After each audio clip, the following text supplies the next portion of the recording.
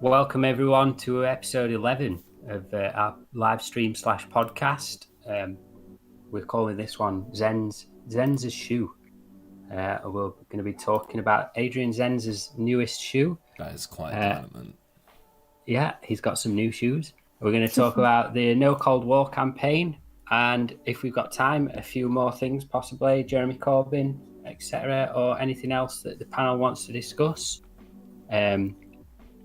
Before we get into the show, I just want to do some shameless plugging of our new Patreon that we've just set up to help support us, pay for our web hosting. We're trying to develop multi-language for the website at the minute, but obviously that costs a lot of money, so we're just crowdsourcing to be able to set that up. We've got a few tiers on there, starting at £3.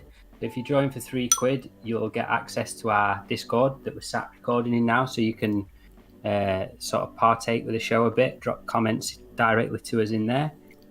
We have a couple more tiers after that where you can get stickers and mugs and stuff. So if you have a look on patreon.com/Mango Press, no spaces, Patreon Mango Press, and sign up now. Any help will be extremely appreciated by everybody here and all the Mango Press crew who are not here as well. Eternal thanks to anybody who signs up. Tonight we've got Sammy with us. Say hello, Sammy. Hello. Any proceeds that go to the Patreon as well, part of which will go towards caffeine for my brain. All right. So Sammy, get Sammy a coffee. He's begging for coffee already. Tom, can you believe it? We've got Tom with us. Yeah, I'm not shocked. He does it, at least once per episode, doesn't he? So at least he's got it now nice and early now. But I just want to say as well, our Patreon is not a form of capitalism. We started Mango Press as a grassroots Maoist movement. We've begun working from the fields, and no, Maoist is in the initial sense of the word, not the Gonzaloist sense.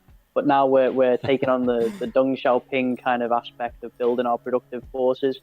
I like what you're doing here. We're going to utilize the cash flow of the bourgeoisie, and by that I mean our poor viewers, and turn that into kind of a better website, more languages, stuff exactly. like that, and just more a better mic for me that doesn't run out of charge as well. Maybe at one point, we'll see. Let's see how much money we get. Okay, who else is here? We've got Zena with us as normal. Say hello, Zena. Hello, everyone. It's Zena again. You had a good week, Zena? Yes, I guess so. Still looking forward to going home? Yeah, still waiting for my flight just to get back home. Well, nice to see everyone here. Awesome. Well, it's always a pleasure for you to be here. We've got Ecock back again. You had a taste at the weekend, and you just can't stay away now, can you? Yeah, it was very exciting, and I'm glad to be back. Thank you. Awesome to have you all. So should we go straight into this and just talk about what Adrian Zenz's new shoe is? Tom, do you want to start this one off? Yeah, okay, let's go with this one. Okay, so the other day, was it yesterday? Was that yesterday? Yeah, yesterday. Yes. It is yesterday. I'll get his actual tweet up, so I'm not, unfairly quoting. Did it start with Zenz to begin with, or did he just? He retweeted it. It was one of them like sock puppet Uyghur accounts that's based in the USA. One of the standard World Uyghur Congress guys, I think. And basically they said that a shoe had been found, like a shoe had been bought in Russia somewhere. In this shoe, the person who sent the picture in supposedly found a post-it note that said, oh no, has he blocked me? You've got blocked by Adrian Zenz. I can see it. Hang on, oh no, he hasn't blocked me. Oh right, that's good. I'm surprised. It's only a matter of time, but I'm just getting it up. Okay, I see it here. So it's a sorry, my Twitter's loading really slowly. I see pictures of maps. Essentially, the note says. Is your internet taking this long? Yeah, sorry about this. Can anyone else get it up? I can read the picture. I've got it up in front of me if you want. Yeah, read it out. All right, so this is a picture of some North Face slippers, and it says Anne Uyghur. So the grammar's already off. Anne Uyghur put this note inside a shoe he or she made as a forced labour worker. It was discovered today. And then the note is like a little, that's like, I don't know, it's like a piece of Post-it note or something. Help. I am in jail in China. Please help Uyghur. That's the note. I mean, we've seen this before, haven't we? And guess where the shoe was made? Oh, well, we'll come into this later, won't we? But people have been investigating where the actual product's made. As you know, Twitter does this sort of thing, doesn't it? It only takes a minute to start debunking this stuff, and it takes less time with these products because all you got to do is look at the label on it, and that's how it got debunked, didn't it? Made in Vietnam, so they've not even been near Xinjiang. Like, I don't know where they get this from, where they get the balls to push this as real. Like, for me, I would, if this sort of thing didn't go on, I would be more inclined to believe this lie of people being locked up. But because this sort of thing goes on, is exactly what makes me question it. You know, you've only got everything. Adrian Zenz's background, the people saying it, the brazen sort of stuff they come out with that's completely just fabricated, debunked time and time again. And I suppose the real problem with this sort of information is, maybe not this case because it's so ridiculous that I think it's just been absolutely killed, but a lot of the time is, once it's out there, people have read it and believed it before it's been debunked, and they won't read the debunk, if you get what I mean. Do you understand? Does that make sense? Well, I'm just noticing as well, the guy that posted this initially, the initial picture that was captioned Anne Uyghur, Abdurrahman Sat-Uk, right?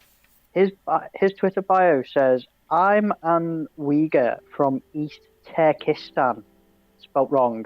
Hold on, because I've just loaded his account up. Abdurrahman Sat-Uk or whatever it is, Sat-Uk or Caution, this account is temporarily restricted. You're seeing this warning because there's been some unusual activity from this account. Do you still want to view it?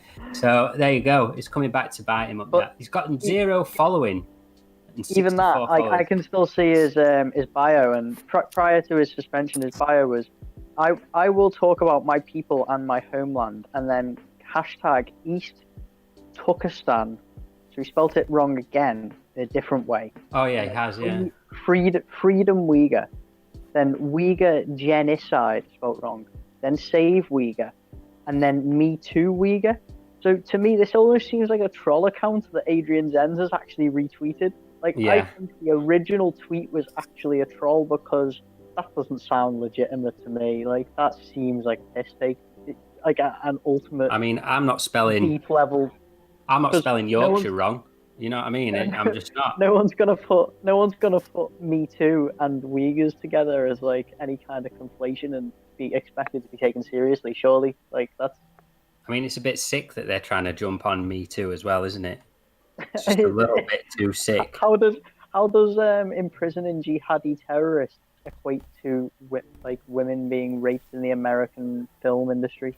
Like there's They'll jump on anything if it means these sort of people get seen, won't they? So anyway, the account has been suspended. Restricted. This guy has put it restricted, or is they're looking at it at the process. He's only got 44 tweets, and Adrian Zenz retweets this like it's just like a fact. This is how his mind works. I mean, people in the comments are like, "Why isn't it Chinese? Anyone could make this crap up."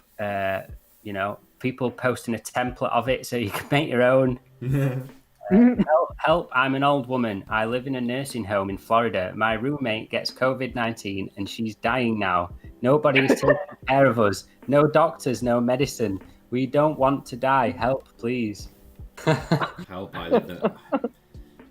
Picture of Colin Powell with his plastic vial at the UN when he was a liar. Colin Powell lying about the. And in place of the plastic vial, there's one that's posted notes. They've posted what? In place of the tube. Oh, I'm not seeing that one. Someone's put a post-it note in his hand. Yeah, someone put a post-it note on his hand instead of the tube. And then you've got the classic evil CCP. Are we going to verify this, or is it just a random Cold War mentality trick? Well, first, the likelihood of a Uyghur writing English in a camp is slim. I mean, I've read so many debunks of this. People saying that, like, Zena, you might be able to confirm this. When you learn English, you don't learn to write in all caps, do you? Like all capital letters. Yeah, that's the point I wanted to make. Like, basically, when we learn English in China, we're definitely not gonna write everything in capital. That's if someone write it that way, that they're definitely not Chinese. There you go. Do you know what I mean? There you go. So let's have a look. Look at the writing. It's the same this is made. We had this. Go on. Sorry, we had like a very similar thing to this in a couple of years ago with like Christmas cards. I was just trying to find that. Chinese prison, and like I'm pretty sure they were all written in English, but they were like, "I'm in the Qingpu prison in Shanghai" and all this nonsense. Like, but why would they write them in English? Like, it's extremely unlikely. Like the vast majority, when you go to China, the vast majority of Chinese people don't speak English anyway. Like, it's. I mean, like. I mean, it's only kind of the youth that have recently been educated that have any kind of level, and the ones that have gone abroad that kind of have any kind of conversational level. Everyone else. Hold on. While you're saying this, Tom, do you not find it utterly hilarious that somebody would accuse China of eradicating Uyghur language, but then teaching them English so they can leave notes? Like it just doesn't make any sense whatsoever. Like, you've got to be like either an idiot or looking to push hatred. It's got to be the only one of two people, or maybe a combination of both. You could believe in both, but you've either got to just simply hate China to the point where it just has rotted your brain, or you're actually just like, you're brainless. Do you know what I mean?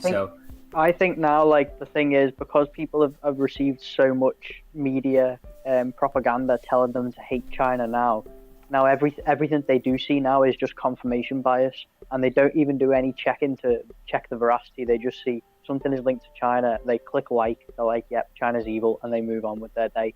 And like, this is kind of where we fall flat, because we'll be arguing for hours underneath one of these things and disproving it and debunking it, and the people who've already got an opinion, which is a lot of people because of the widespread effects of this kind of racist media that we have in the West, like it results in xenophobic actions in real life, not just shit on the internet, but it results in people getting, attacked for being Asian.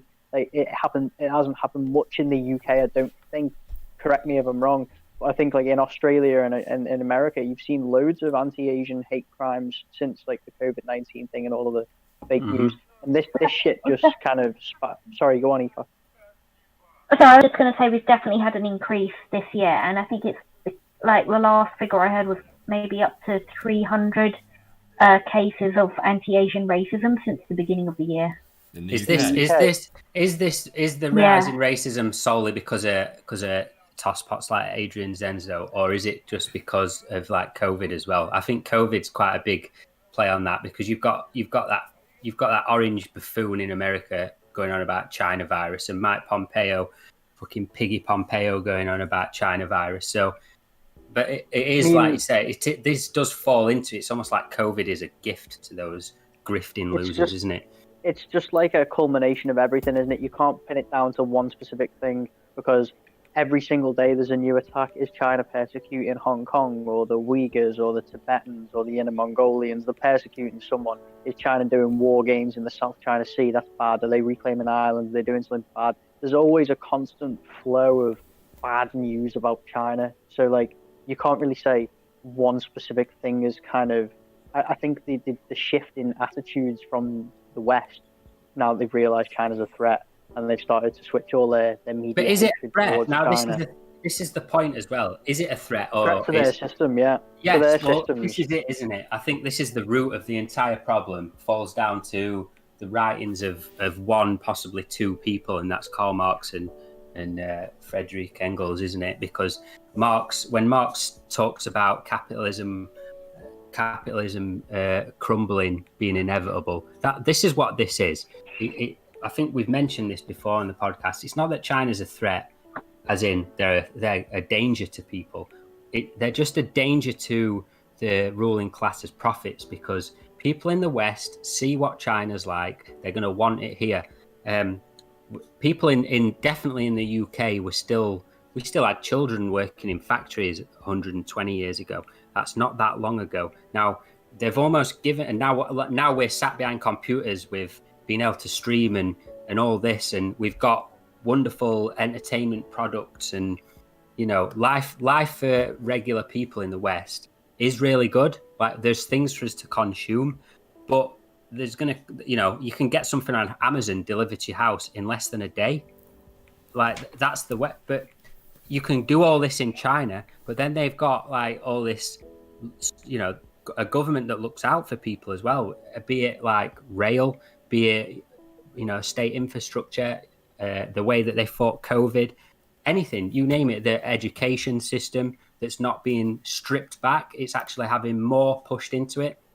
That's the threat. The threat is that the West is losing out to a country that is all for big public spending. And, that's what threatens these capitalists, because they know that at some point, more people who are, we've been suffering austerity for so long in Europe via the EU. British people already showed that they're not really, people are not for austerity. But, the Brexit vote was a prime example of a nation state, sticking two fingers up to the ruling class. And the ruling class have had austerity baked into their political system through the EU. I mean, look at what the EU did to Greece.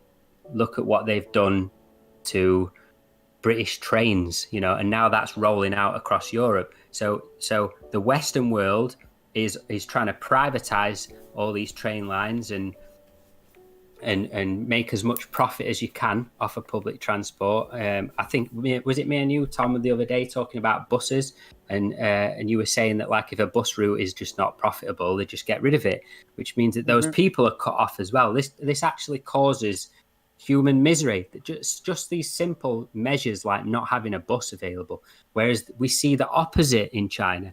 Whether you believe China is socialist, communist, it doesn't matter what you believe.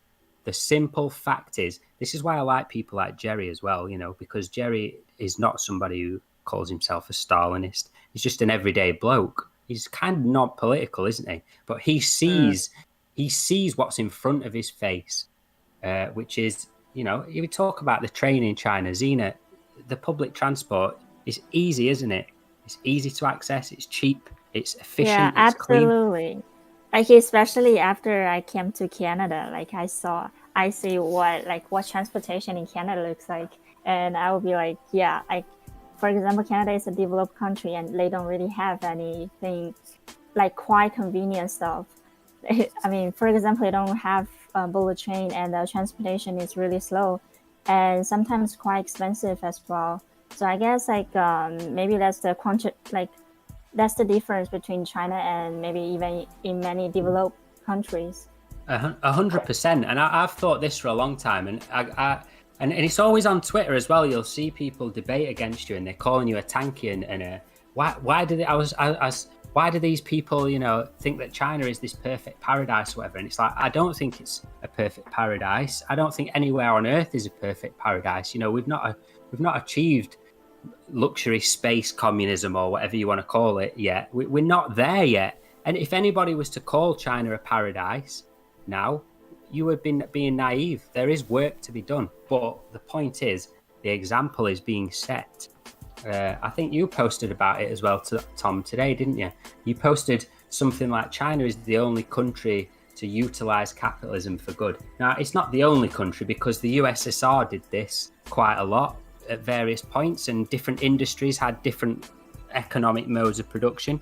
But I think what's funny about your tweet, did you get any hate from sort of anarchists on that tweet or what? Because it's exactly the sort of tweet that would attract anarchists, and then they'll run off and call tankies ideologues. It's very strange, isn't it, what the West like, and the way people are sort of blind to this just building of a society in China. And I think that's why we see all these articles that get put out, because they want people to think that Huawei are hacking your phone, and they want people to do this and stuff like that. But it's like, there's no proof of this.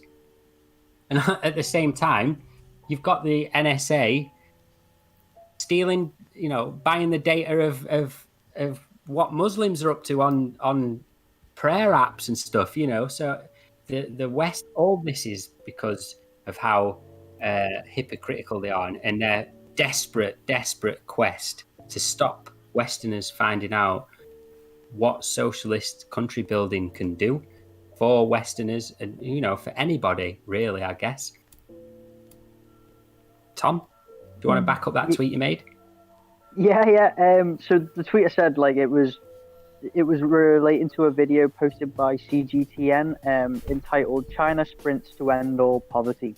And if you haven't seen this already, I recommend you watch it. It's about 2.5 minutes long. I think it's really worth it. It's a very good little quick overview, infographic video kind of thing.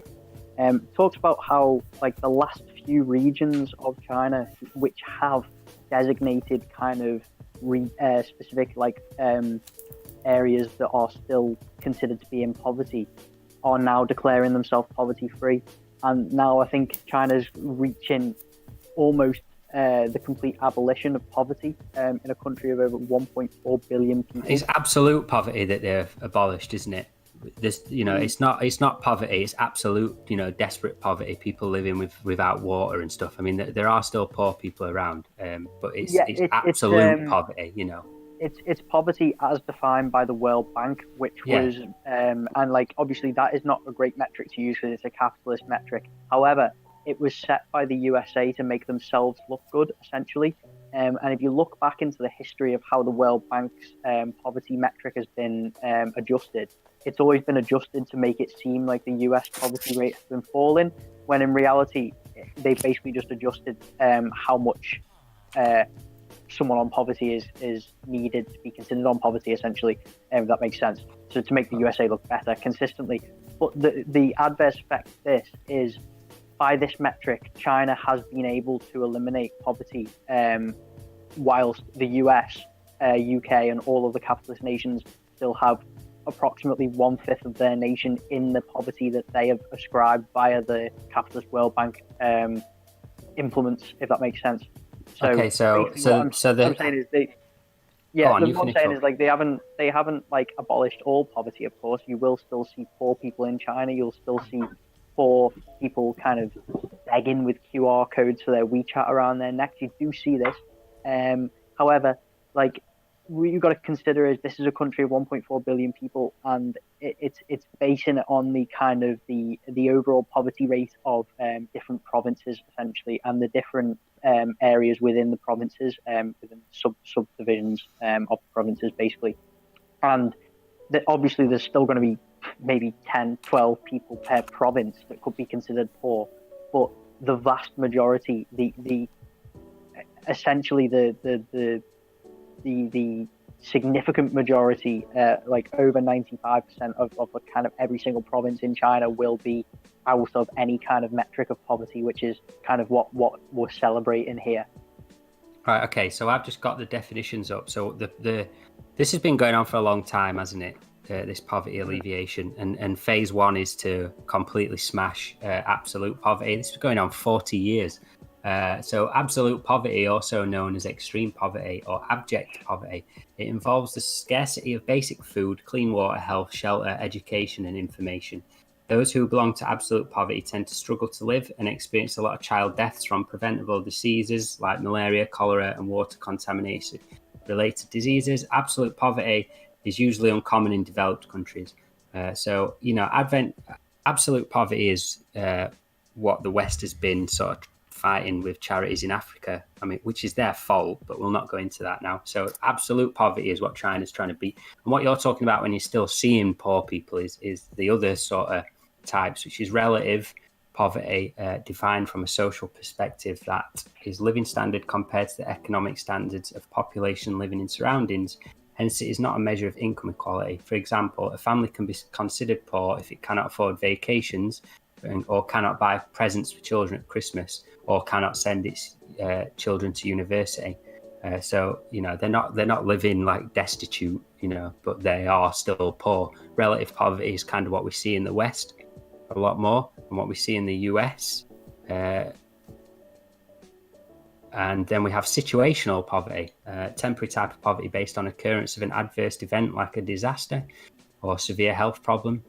Generational poverty is obviously poverty that you inherit or is passed down from your family. Rural poverty is because you're living it, like, you know, out in the sticks or whatever. And then you have urban poverty, like, you know, people living in projects, and So- you see a lot of urban poverty in the US as well.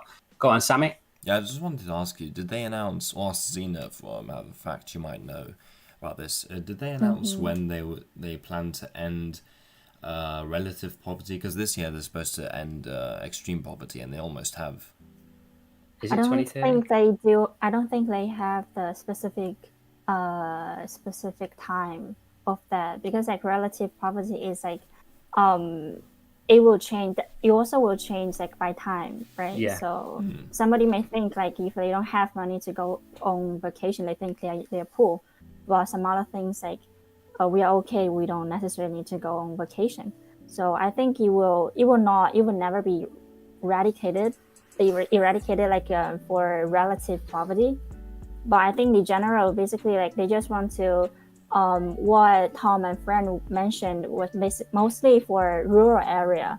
So I think their next focus, like the government's focus for the next step, will be like for the urban side.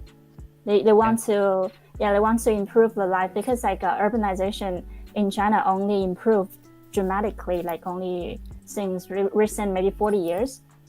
And also, don't forget Yeah. that providing things like cheap trains and efficient infrastructure is part of beating relative poverty. I mean, one of the things with it in the West is that poorer people can afford less now. So when I'm just mentioning going away on vacation, that doesn't necessarily mean going to another country. That could just be visiting a place in your own country. Now, people can't afford to get the bus to a sports centre to go swimming in the West. Whereas absolutely. you know, For me, getting a train to London is like 2 weeks worth of food, literally. exactly, Holy you know, shit, really? Yeah. but this is Wow. the point. I mean, Yeah. I could probably look a train ticket up now and Wow, holy. holy, you know, beep. Of course, that's British train times for you. And now this is being rolled out across Europe as some sort of model way to run trains. It's ridiculous. And all of this all this anti-China stuff is to stop us, we the people who actually live in these countries, Wow. to stop You them know, from doing it. £72 just it cost asked me to get a train to London. I just asked my sister like last month, because like our city was like just built a new subway which connects to my home. My home. So we, my sister said like if we want to take the subway, just like to the maximum, we can only need to pay $1. Yeah, $1. Maybe less $1. than $1 to one American dollar. Just That's to crazy. Yeah, that's the most expensive one. I don't really know how could you just cost you like 2 weeks. Damn, 2 weeks It does. expensive. This is it, Zena. This is what living in the austerity riddled, you know, shell of a corpse the West is, where all public services have been taken away from us. You look online at some of the libraries that you see in China that are available to people, and libraries are being closed here, like, you know, on a mass Even if you scale. compare like not even the public service, but if you compare like the price of taxis, like in China, I suppose anyone here who's been to China will be able to instantly corroborate this. You can go pretty much a huge distance for about like the equivalent of £2.50, £3, like a ridiculous distance. Whereas in the UK, that wouldn't get you. That's the starting price. That's not even the get open the door charge, is it? The meter opens at £3.65, and then like you're like, I used to sometimes have to get a taxi to work, and I'd weigh it up and think to myself, would I want to walk, which would take me an hour, or would I rather pay an hour's wage because it would exactly work all day for your taxi? Yeah. So it would cost me £7.50, which is 1 hour's wage just to get to work and back, just to get to work, and like that's kind of ridiculous when you think about it. Whereas in China, like I'd go to work when I worked in the bake shop in Shanghai, and like it would cost me 20 yuan, and that journey was about 45 minutes in a taxi. So it was quite a far journey. In the UK, that would have cost you about 25-30 quid, so probably 10 times the price. It was literally 10 times cheaper. So it's the difference of like the purchasing power parity in the how much your money gets you in China versus how much it gets you in the West as well. It's kind of like how much we pay extra for no extra kind of benefit. Now recording. Sorry, our bot dropped out there. It's all right. Carry on. Yeah, that's what I'm saying. Like it's all right. Well, I was just thinking while you're talking about that. There's I've seen like documentaries of like American workers, like poor people from like housing projects and stuff in America, where the welfare system has forced them into this like job, because obviously if they don't go on it, then they don't get their benefits or whatever. So they get forced into these jobs that they don't want to take, which is exactly what you're seeing. This is almost forced labor, yeah. Because if you don't take this job, you're going to be even more poor than you already are. So anyway, these people have to take a bus like to another city to go and work in like a canning factory or something for like 12 hours a day. And it was just like I'll try and find the documentary, but they basically having to get up like at 4 a.m, get on a bus that takes 3 or 4 hours to get to this canning factory, go to work, and then come home at the end of the day for the same journey. And then some of them had Saturday jobs as well, just to top up their wage, because they weren't earning enough to support themselves and their children in the canning factory. Utterly ridiculous. Wow. And the thing is, like, when you just say things in terms of numbers, it doesn't really mean much. So people will say, "Oh, no, I'll get through." They can deal with it and stuff. Like, for example, if you say, £8-9 an hour, or if you're talking in terms of like just numbers, and when it comes to prices and cost of living and such, it doesn't really hit you until you say it in terms like I just put it: 2 weeks worth of food for a train ticket to London, 2 to 3 weeks of food. And that's like, I think that's where relative, like, I'm not saying like I live in a relative poverty, like thankfully I'm quite no, but you do as a proletarian person living in the West, you do live in a relatively not sound financial situation. Yeah, and if you take your money away, and you're going to be homeless in pretty much a week or two. So exactly. You're living on the breadline. Exactly, and speaking of breadlines, have you seen that massive breadline that continued on for like 5 kilometers in Texas? Is this the one where it's not people, it's cars? Yes, it's so cars. long, it's cars. It is just. All the lies that they told about the Soviet Union just coming back like 20 times bigger. So the pictures of like 50 people outside one shop in the Soviet Union. Now you've got a 5 mile long queue of American SUVs. Christ. Yeah, Sammy, I've seen that. Carry on. Go on, Ecock. I was going to say there's I want to say it's by John Pilger, but I'm not sure if it's by him. But there's a documentary about poverty in America, in the United States, and they literally show these people who do actually have jobs, a bit like the tin can factory kind of jobs, I suppose. They can't actually afford to rent anywhere, so they live in cars in the car park, and it's I've heard of this. Lots of people live in their car as well. I also, fun fact while we're talking about America, landlords in America don't even have to like provide an oven in the rental properties they're handing out. So you get people renting houses out that don't come with an oven. It's absolutely mad. I'm going to read a few comments off quickly on this subject. Joseph says 87% of people in America don't like their job. Well, I can understand that. Someone says it's actually astonishing. I remember thinking that the US is the pinnacle of civilization when I lived in China. A lot of people do think that. They've pulled the wool over the world for a long time, especially since the end of the 90s and since 9/11. You've got to give the Yanks that. Like, the propaganda the Yanks do is absolutely like amazing. Well, it's the same as the Nazis, isn't it? Exactly. Nazi Germany taught them how to do really good propaganda. Well, no, they taught Nazi Germany how to do it. Edward Bernays, if anyone wants to look into this, Edward Bernays is one of the first masters of modern sort of marketing. And he helped the US pull off one of their coups. It was the banana one is it Guatemala? Sammy, do you know about this? There's loads of banana Republic coups, don't they? Honduras, I think it was, yeah. So United Fruit Company, basically, which is like an American capitalist fruit company. So this was in this was at the turn of the century. So there's this, I think he's Sigmund Freud's like cousin, Edward Bernays. So he's like the guy who invented the public relations sort of thing. Now, America have used his techniques since he invented them, and he's enabled some really fucking dodgy stuff. The golden, he helped Thomas Edison beat the other current that was around or something by coming up with some marketing campaign for his light bulbs, and in that ended up getting jobs like helping politicians with their campaigns. And then obviously once he'd helped politicians win a campaign, he then would turn to helping them increase public opinion for themselves.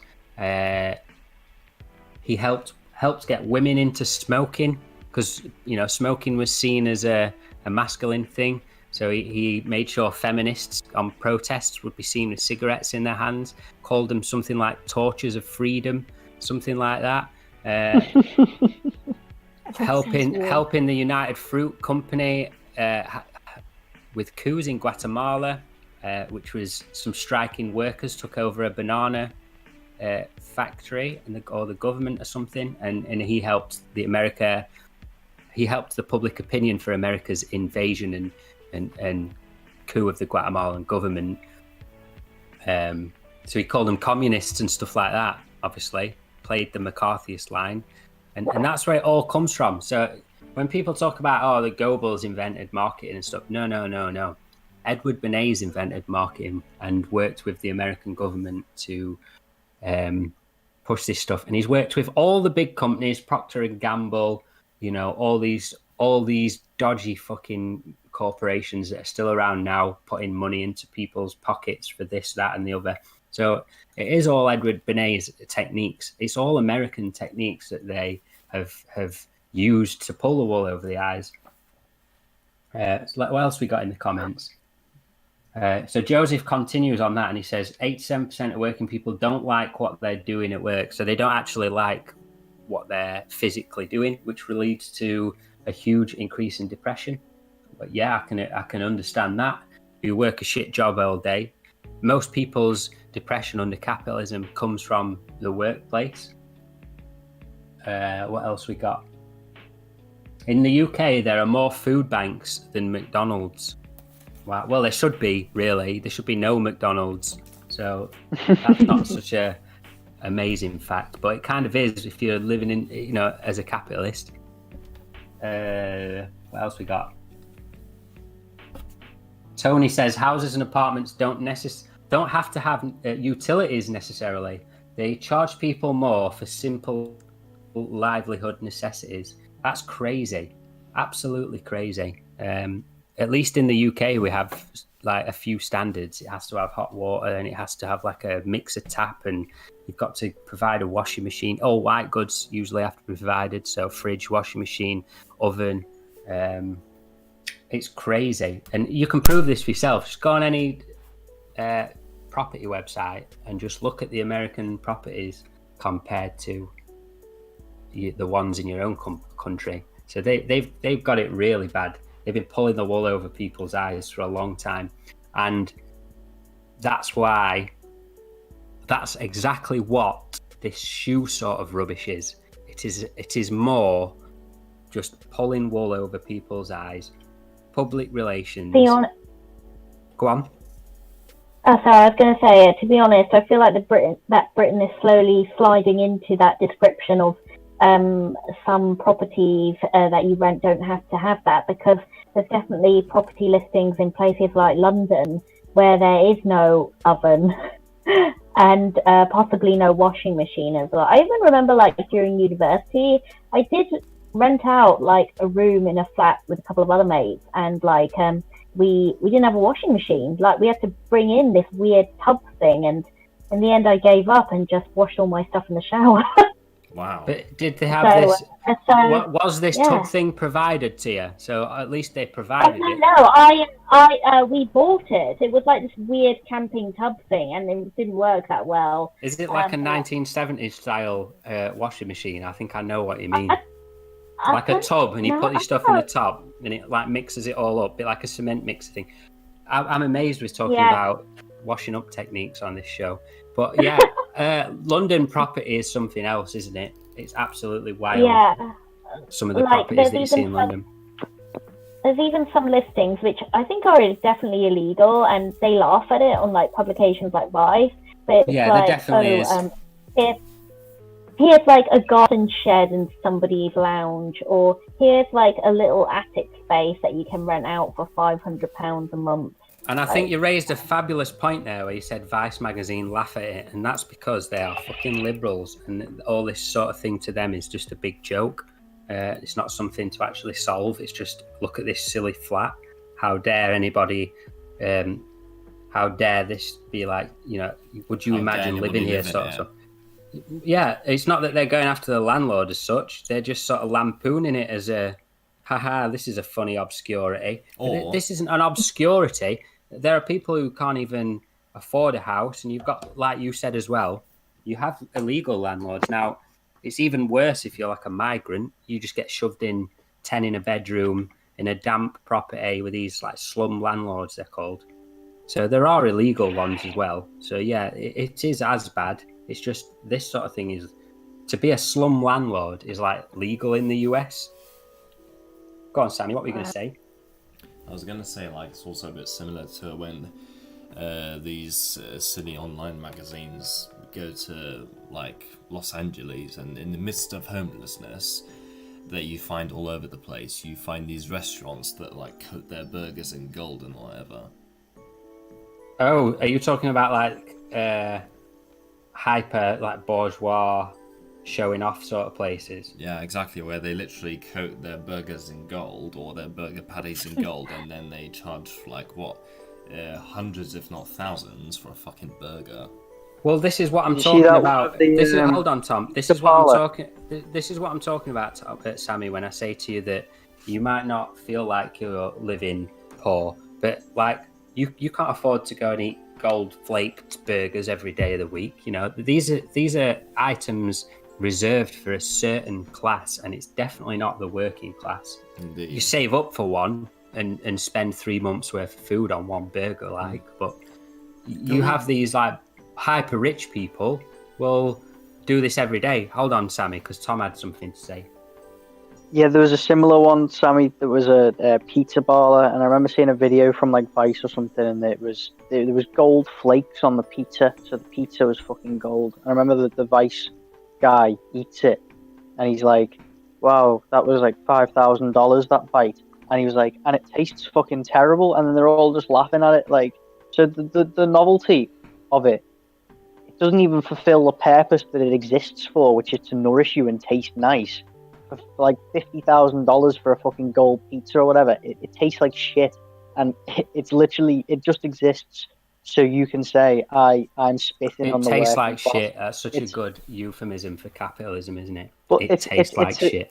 It's a good it's a good like let them eat cake, isn't it? Like fucking when the fucking bourgeois are eating fucking gold pizzas. Like that's a bit of a fucking just like they're actually just Exactly. taunting us at this point, aren't they? You know what I mean? Yeah, no, I see people mentioning Corbyn in the chat. I think that's good. We're going to bring him up when we move on to our no Cold War section because that's going to be interesting. Yes. So, but going back to what Tom just said, it's a brilliant point that, like, if you look at the conditions of the USA and these US liars that are lying about China, that's so they can keep eating gold pizza. Remember, it's as simple as that. There is no grand conspiracy at play here. They are literally pushing lies because they want to keep eating their gold pizzas. It's that simple. Let them eat cake is the exact, making reference to the French Revolution and Marie Antoinette and the way that the French bourgeois they were royal, weren't they? The French ruling class were living at that point is a perfect analogy of why these smears are existing today. This Adrian Zenz shoe thing is not the first, and it's not going to be the last piece of ridiculous propaganda that they put out. Whatever they'll bring out, we'll be there to shoot it down. Exactly. And I find it funny. I mentioned this earlier in a chat that I'm in, and I remember when the smears were about North Korea. They were always about North Korea, and North Korea had camps, and North Korea had everybody locked up in a camp for simply saying that you didn't like Kim or whatever ridiculous, just like bollocks that they wanted to print. I still remember that a few years ago they bought a headline that they believe in unicorns, because they were selling unicorn dolls at a supermarket or whatever. Exactly. Do you know what the actual story was for that? Hold on. I just want to finish what I was saying. The point I'm trying to make is they smeared, and still do, but they smeared North Korea to the moon and back, and North Korea still exists. Simple as North Korea exists. Now carry on, Tom. What were you going to say? With that one, I love that story because it's another one of the completely ridiculous pieces of North Korea-centric news, where they say, Sammy correctly said that the newspaper headlines claimed that North Korea had found a live unicorn in a cave near Pyongyang, and there was a load of people saying they believed it. Sorry about that. I was thinking about. Carry on, Tom. Yeah, basically it came from a South Korean tabloid as per usual. But the actual story was that the North Korean research team had discovered a place called Unicorn Cave in Korean. It translates from the same Chinese root word as the qilin, or the Japanese word of kirin. It's known as the Asian unicorn, essentially. And it's just a mythical figure in Asian folklore. And basically, this cave is just known as Unicorn Cave. They never claimed that they found unicorns. They claimed that they found Unicorn Cave, a place named Unicorn Cave, which is what they did. It was a place from Korean history, an ancient cave which had never been found up until recently. Archaeologists discovered it, and South Korean media turned that into, the North Koreans say they found a fucking unicorn, look how stupid they look. And the fucking West eats that bullshit up. They don't even look any further beyond the headline. They just say, haha, North Korea is so wacky, they think they've got a unicorn, and they move on with their day. They don't critically think whether this could be a realistic thing that is actually happening. They just move on because do people who, after, like I said earlier, get on buses for 3 hours and then work for 12 and then another 3-hour bus, do they have time in their day to actually critically think? I don't think they do, and I think that's another point of how this information spreads.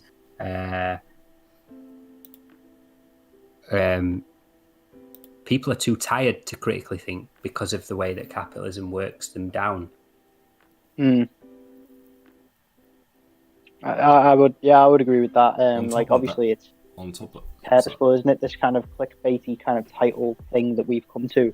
It's that was kind of the birth of the fake news kind of era, when you kind of put a misleading title out there and you know that that's all people are going to read, form their opinions about, and people are going to send you that without even reading the article, without even reading to see whether their point is corroborated. All they do is they Google a point, China has prison camps, and then they'll copy the first Google link in there and paste it in and say, oh yeah, there you go, without even reading the article, or even finding out whether that article has been disproven, which it usually has. So I think you're right with it, Fran. Like, it's just everyone's too tired. But this clickbait culture, I think that the media is kind of created around news websites, 24-hour media and stuff like that, is playing a large part in that kind of propagation of nonsense.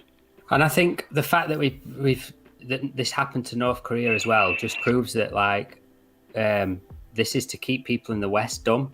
It's not to destroy North Korea, because North Korea has not taken any sort of hit from these fake news stories. North Korea takes a hit from the sanctions that the US pushes upon them, but they still manage to even beat those through socialist building. So if a country like North Korea can fly in the face of US sanctions, China has literally sprinted without them, hasn't it?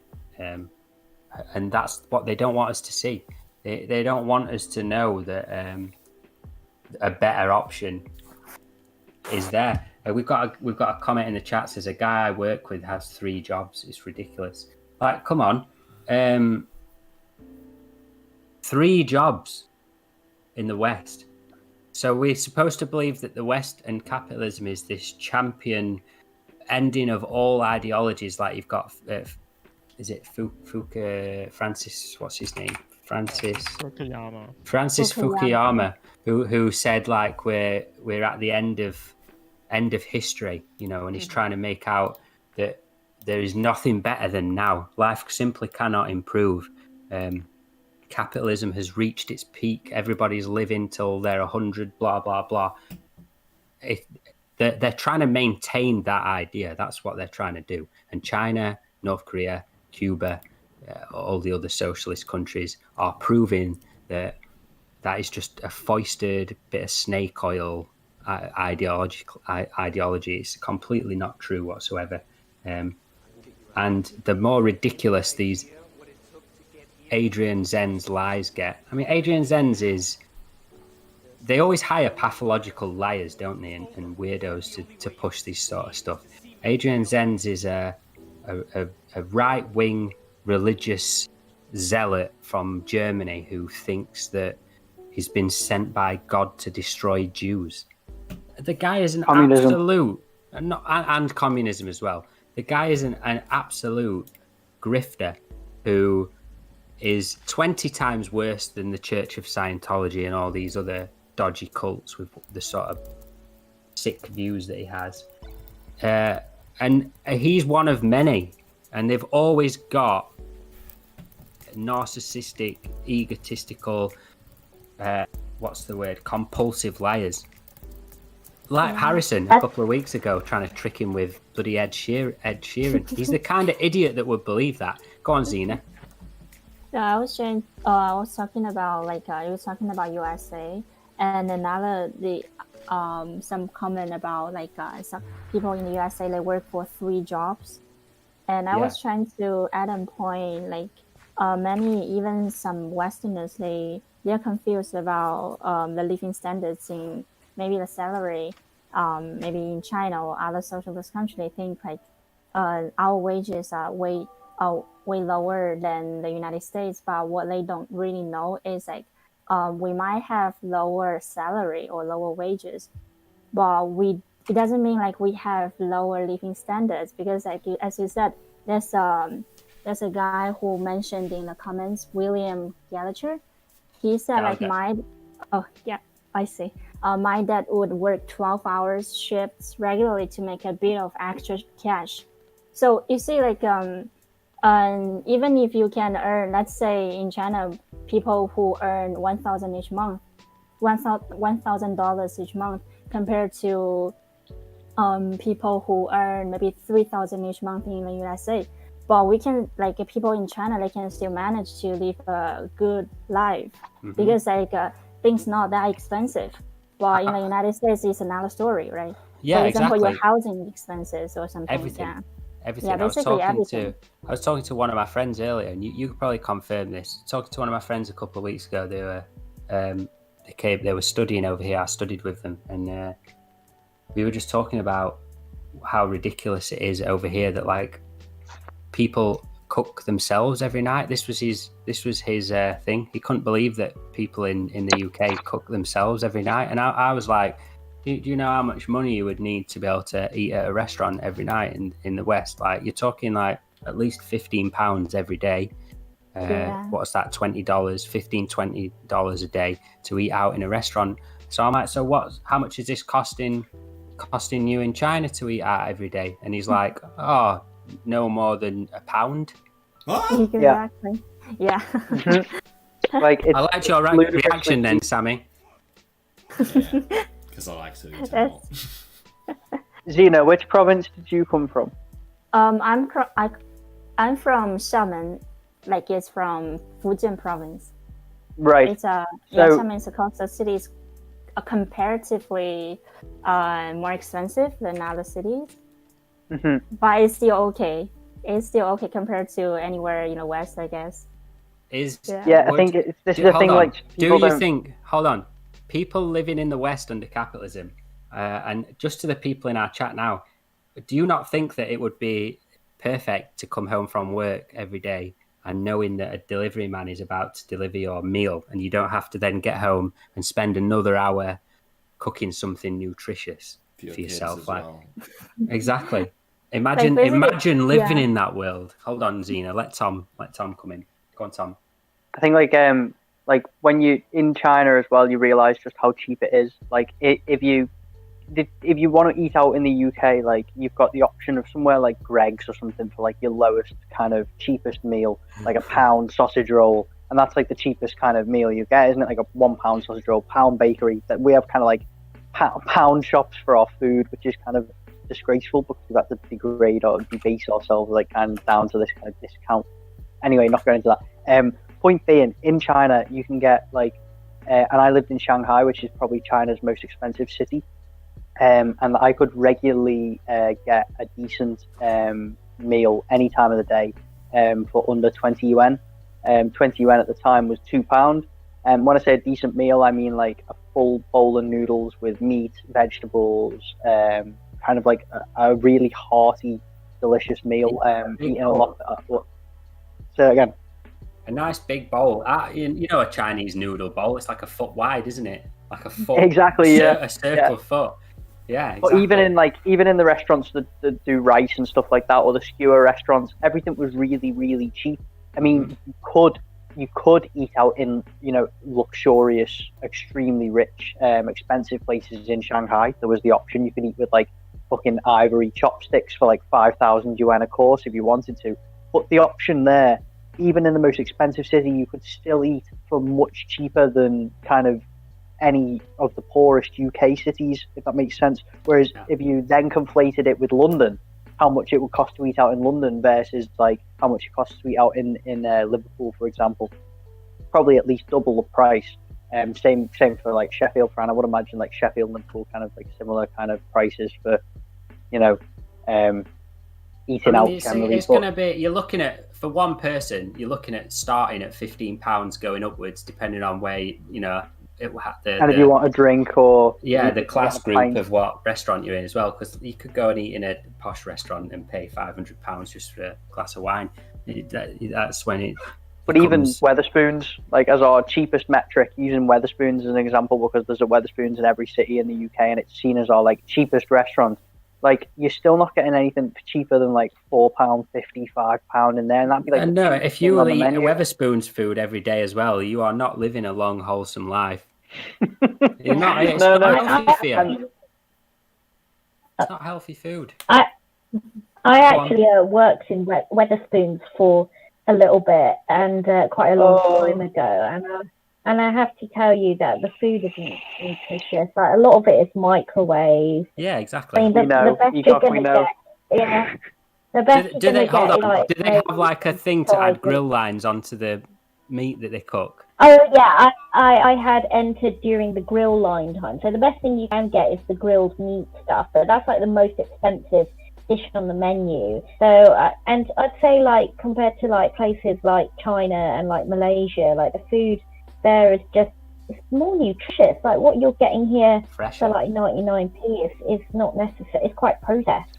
Yeah, exactly. It's 100% processed, and it's processed down to the point where the grill lines on it are fake because they've been added with a tool. To be frank, I think that's another thing. Like, go on, Sammy. Yeah, Sammy. I was just saying, like, to us, like, people living here, it's just depressing talking about this, to be honest. But it should be. It is. It should be. But at the same time, it should inspire by looking at China and knowing this information. Exactly. The example is there and working in the world now. It doesn't have to be this way. I think like as well, like one thing that people misconception. I Go think on, that's Zena. I think that's the misconception many Westerners have. Many people maybe they think when they hear about like how much people earned in China or some in other places, maybe even in Vietnam, they think they live in extreme poverty, but they don't necessarily live in those kind of situation anymore. They just earn a little bit lower than the people in the West, but it doesn't mean they don't. But they might be wealthier compared to many Westerners. Most are, Zena. It's called purchasing power parity, whereas basically like it's how much your money will buy you in various countries, and like China and Vietnam have really good like purchasing power parity because even though their wages are relatively lower, as you say, you can live much better life on it. Like I earn £7.82 minimum wage in the UK, and I struggle a lot more on UK minimum wage, £7.82, which works out as roughly 1,200 a month. And I struggle on that more than I did in China, earning 2,000 yuan a week in a vape shop, which is like, you know, it's a quarter of what I earn in direct translation. I earn 4 times more in the UK. However, I would be able to buy a lot less with that money than I would in China, and I could live a lot more comfortably in China, and I could basically live on £2 a day if I had to in China. But I know in the UK, if you get to the point where you're living on £2 a day, you're fucked. That's when you have to start going to a food bank or something. You're big fucked, yeah, because like you can't get anything afford a bit for of bread. money. Be living on bread, literally you're back to Victorian times. Yeah, bread and water. Yep, it's ridiculous, isn't it? I think it's brilliant that we've not sat talking about Adrian Zenz's fucking shoe for like an hour. We're actually hitting the big roots of why this sort of thing exists, because nobody's really making these links, and it has nothing to do with. We're not mentioning anything to do with communist ideology, waving red flags, going on about Stalin and having like this communist personality. We're just talking about real, ways to make people live a satisfied, happy life and not have to live under fucking austerity, which is what we're seeing from all of Western Europe and in America too, in North America. Life's getting better in South America and places like Bolivia and Venezuela for those people. They have better public services available to them than Americans do. The capitalist class do not want us to understand that. Like you said, Sammy, it's depressing to realise this stuff, but it's also liberating to understand this and to see that there are existing socialist countries pushing this stuff. We watched that documentary about North Korea. What was it called? Our Neighbours Next Door, was it, Tom? I've forgotten. Our neighbours, our brothers and sisters in the north. Our brothers and sisters in the north. Now, if you've not seen that documentary on North Korea, I highly recommend you watch it, because it just shows. It's a South Korean lass, and she just goes north, and just films people in everyday life. And one of the bits that really just leaves a lasting memory for me is when they go to the collective farm And this is the same in most socialist countries, collective farming. You go and talk to one of the farmers and they show his garden. So in his garden on his house, he's got vegetables growing 6 foot into the air.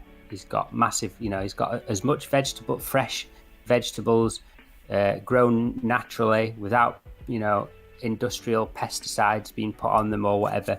So he's got these amazing vegetables in his own garden, and he's working in the collective farm as well. Those vegetables in his garden are not part of the collective farm. That's just his food supply. They're working in like a collective rice farm, and they interview the farm manager, and me and Tom, we've sort of memed this guy, haven't we? Because he's so passionate in the way he's talking about everybody in the collective farm, all the families that live there, get over a ton of rice on top of what they ship out as produce in their family granaries.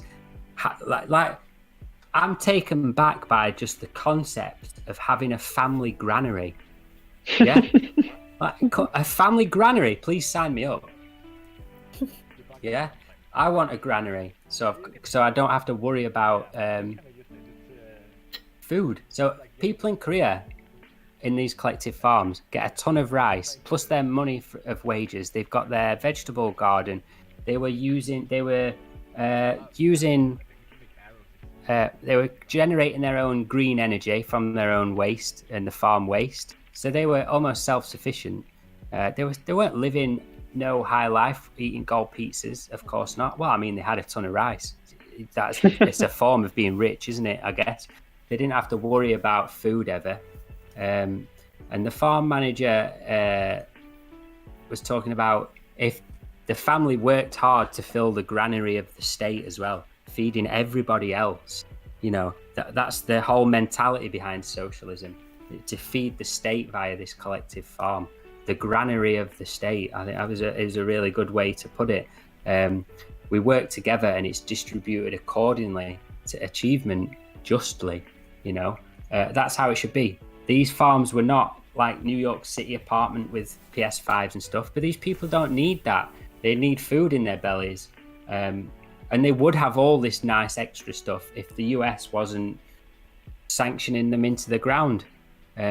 We said it, didn't we? Like the DPRK it's the most sanctioned country in the history of the planet Earth, and basically it's as a result of that it's so far behind other countries as a direct result of these US sanctions. Now, if you look to China, that is kind of like what you can imagine the DPRK would look like if it were allowed to have stretch its kind legs. of developed.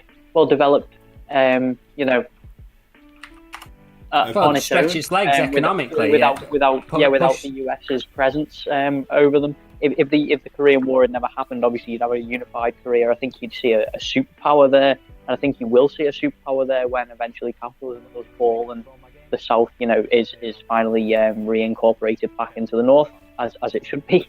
But that's not for the near future, probably. The thing is, isn't it? It's just sad because people criticize North Korea and know absolutely nothing about it.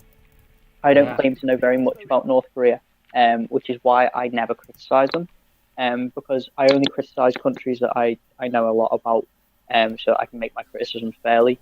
Hence why I feel the need to criticize America, Britain, and China when China deserves it. Just doesn't deserve it very often. But with North Korea, not many of us know much because they keep their news a lot more, kind of internal, and they don't have Twitter. Well, it's not that they keep their news internal, is it? It's not even that. It's that we're not supplied their news. You've got to go and search for North Korean news, right? And if you're, again, like I'm saying, if you're living a job where it's taking 16 hours of your day to commute, eat, get to work and home, the last thing you're doing is reading North Korean news. It's just the last thing you're doing, isn't it? And it's not like BBC News are going to start, hello, welcome to the news. Today, everybody in Korea got a ton of rice. They're not going to say that. And it's the same with China. But the point Yeah. of us of comparing the two is North Korea compared to China, size-wise and strength-wise, is like night and day. So if these grifters like Adrian Zenz think that they're actually going to do something, they need to come better than lying about notes in shoes. Yeah, it's just not going to touch them, especially when both sides have military capability to cause big dents in each other. They don't really need to fight. The last thing they want is to fight. But I see it with the UK. Oh well, we all need to come together to stop China. Like the UK government cannot even feed school children who can't afford to eat, and they think they're going to bring down China. Like these conservative has-beens. I like to call them has-beens because their time is over. These posh Tory lip filler addicts that sort of think that they're going to bring down another nation in some sort of glorious British Empire style. It's so backwards, and I just hope that they're happy with the money that they make out of this, because they're only pushing the UK and the West further away. China's not being aggressive to the UK. They send university students here. Cities in the UK are dependent on students coming over and studying here. Tourist spots are dependent on it. We do not want to follow the Americans into their own destruction. It's just. I think it's a. Go on. One news article I saw this week was from Xi Jinping himself. Not the news article, but it was quoting him, and it said, "If you treat China as the enemy, China will become the enemy." And this was one of Xi Jinping's quotes from the plenary Congress conference the other day. Is that not fair enough of any country on earth? Of course, no. I'm exactly. I'm about to just defend it anyway. Yeah. Which it's just a fact, because Australia has spent the past how many months? The majority of this new Cold War, slandering China, funding think tanks, military think tanks to lie about China, and pushing as much coronavirus kind of misinformation as possible. So China's kind of retaliated and gone, well, I guess you don't need 30% of your imports and 29% of your exports then, do you? And has kind of just immediately jettisoned Australia's economy down by 48.8% total. So like it just goes to show, like, these countries will sit here and kick China and attack China constantly, and then be shocked when it comes back to bite them. When China actually goes, you know what? Well, fuck you then. We won't trade with you. Like, we don't need Australian fucking iron ore. We can buy iron ore from someone else. And Australia just gets punished for it, which is good. They deserve it. Like that's my point. As someone who has lived in Australia for about 5 years, I can tell you that the politicians themselves doesn't know what they're doing. I mean, not just in the policy-wise in a sense, but also how out of touch they are with the people that they have served with. For example, Tony Abbott, his entire shtick is that he's being tough to whoever he just got this policy of like, oh, whatever, we're just going to ditch the welfare system, and then just being an absolute neoliberal hack it is, and just sort of have his minister of education attempting to privatize education in a sense. I think his name is Christopher Pine. I'm not sure if it was Abbott or his successor Turnbull, but they're kind of like they're both Liberal National Party, but so they're like policy-wise they aren't like the strongest in like how they're going to serve the community, other than big businesses and also multinational corporation, which isn't limited to liberals but also labours, because I've seen some of the Labour politicians that served in Queensland. It's sort of like somewhere in between good and bad. So I'd basically, say. they towed the line of the United States, and then when it goes There badly are, for, there are, and when yeah, it goes, but there are and really. hang on, and just when it goes Sorry. bad for them, sorry for interrupting you, but it's just, and when it goes bad for them, they attempt to scapegoat China to absorb the anger of the people. Say they try to scapegoat China because they're also wanted to, because geographically they're closer to China than in the rest of the West. They're trying to figure out how to appease the West and also China itself, but that didn't really turn out great for the people because for the politicians. The liberals, because they're all sort of like if you try to get close to China, we're just trying to say you're being a hack to the authoritarian regime or something. To the CBC. So there's a fine line in there. The thing with Australia is an interesting one because it's allied with the world naval power, which it needs to do in order to basically guarantee its survival, because based on its own economy, it can't produce enough to sustain a navy large enough to protect its own coasts. As a result, this is just always a geopolitical reality of Australia. It's not me making a controversial statement. This is just a fact. As a result, they've always allied themselves with the global naval power. So that's why they were allied with the UK initially, and why they went and fought in World War One and World War Two under the Anzac brigades when they didn't have to, because they were allied with the UK. They wanted to kind of uphold their allegiance. Now they're allied with America because America is the global naval power, but the global naval power is coming into conflict with the local naval power, which is China, and essentially China is also Australia's major trade partner. Now, the sensible way to do this would have been to take complete neutrality, like the way South Korea has done. And South Korea has not faced any kind of economic harm from China throughout any of this process, and has actually signed bilateral trade agreements as part of Belt and Road Initiative, despite being a US ally. Now, Australia took the other path, and they chose war, basically. When I say war, I mean Cold War. Think tanks, lies, all the standard nonsense, supporting the Hong Kong protesters, offering them asylum, all that bullshit. As a direct result, China's just gone, well, no, there is eventually a time when the straw that breaks the camel's back will break the camel's back. This was the one, and you know what, fuck you, Australia. And now Australia's playing the victim, as though they haven't been slinging shit at China for the past year and a half minimum. You know what I mean?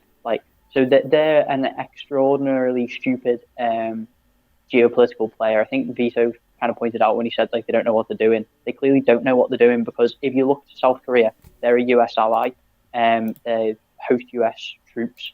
However, they've taken a completely flat line on the Uyghur thing, the Hong Kong thing, everything. They can stay completely neutral and out of it, because they know that South Koreans know that they are still an extremely important trade partner with China. They can't lose that.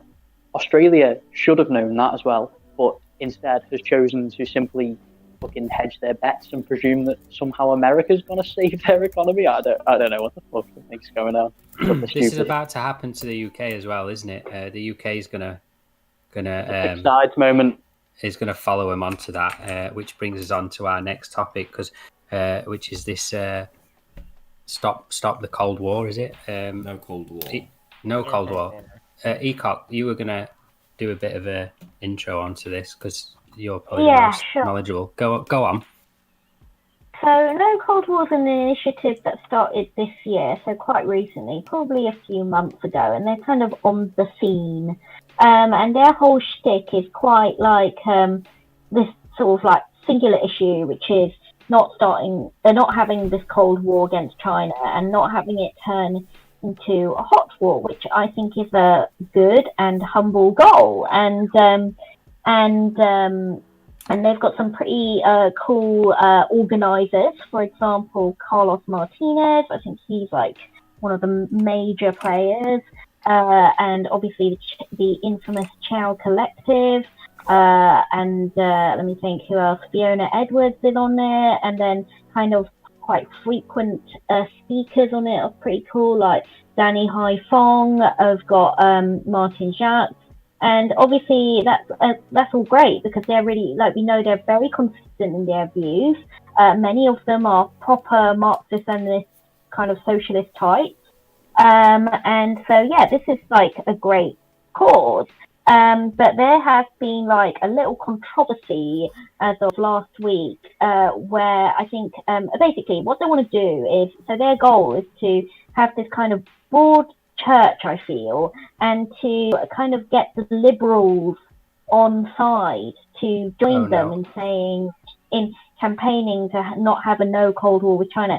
So it's kind of trying to get more people involved in trying to say no Cold War, no hot war to China. And how can they do that? By trying to maybe get these slightly big names like Diane Abbott. So somehow they've got Diane Abbott who came on. And but she kind of messed it all up in the last week. So she went on to this particular webinar. So basically, they've got a lot of webinar events, and she went on to this particular one, which is against xenophobic racism, which is a good topic because xenophobia and in fact all racism is linked to capitalism. And well, we've just spoke about it, haven't we, for the first hour? Yeah, the point of it. Talked about it. Yeah. Exactly. So, she gave a pretty okay talk, just saying racism bad, xenophobia bad, cool. But then she suffered a lot from racism, hasn't she, Diane Abbott? If anybody doesn't know, Diane Abbott is a UK MP. She's a person of colour. She's suffered racism from her own party and always stood up against it. So for her to be on racism, uniting against racism in the new Cold War, is perfect territory for Diane Abbott. It's a perfect place for her to be speaking. Yeah, she gets harassed a huge amount, and she gets a ton of bad press. And historically, I felt bad for her. But carry on. Sorry. I'm sorry, but the following day, she literally tweeted out these two tweets. Which said, hang on, I'm just trying to work out which one went first. Okay, she says, on Saturday, I took part in an online meeting entitled Uniting Against Racism and the New Cold War. I had no idea that there were people on the call who denied Chinese harassment and massacres of Muslims in Uyghur. The treatment of these communities is a human rights violation. She then continued to say, both I and the Labour Party condemn the human rights violation in Uyghur. I apologise if my involvement in Saturday's event sent a different message. I continue to campaign against racism and for human rights internationally. Now, this isn't just the end of the story, right? So basically, this got picked up by a lot of, by a number of newspapers our side of the pond, such as MSN.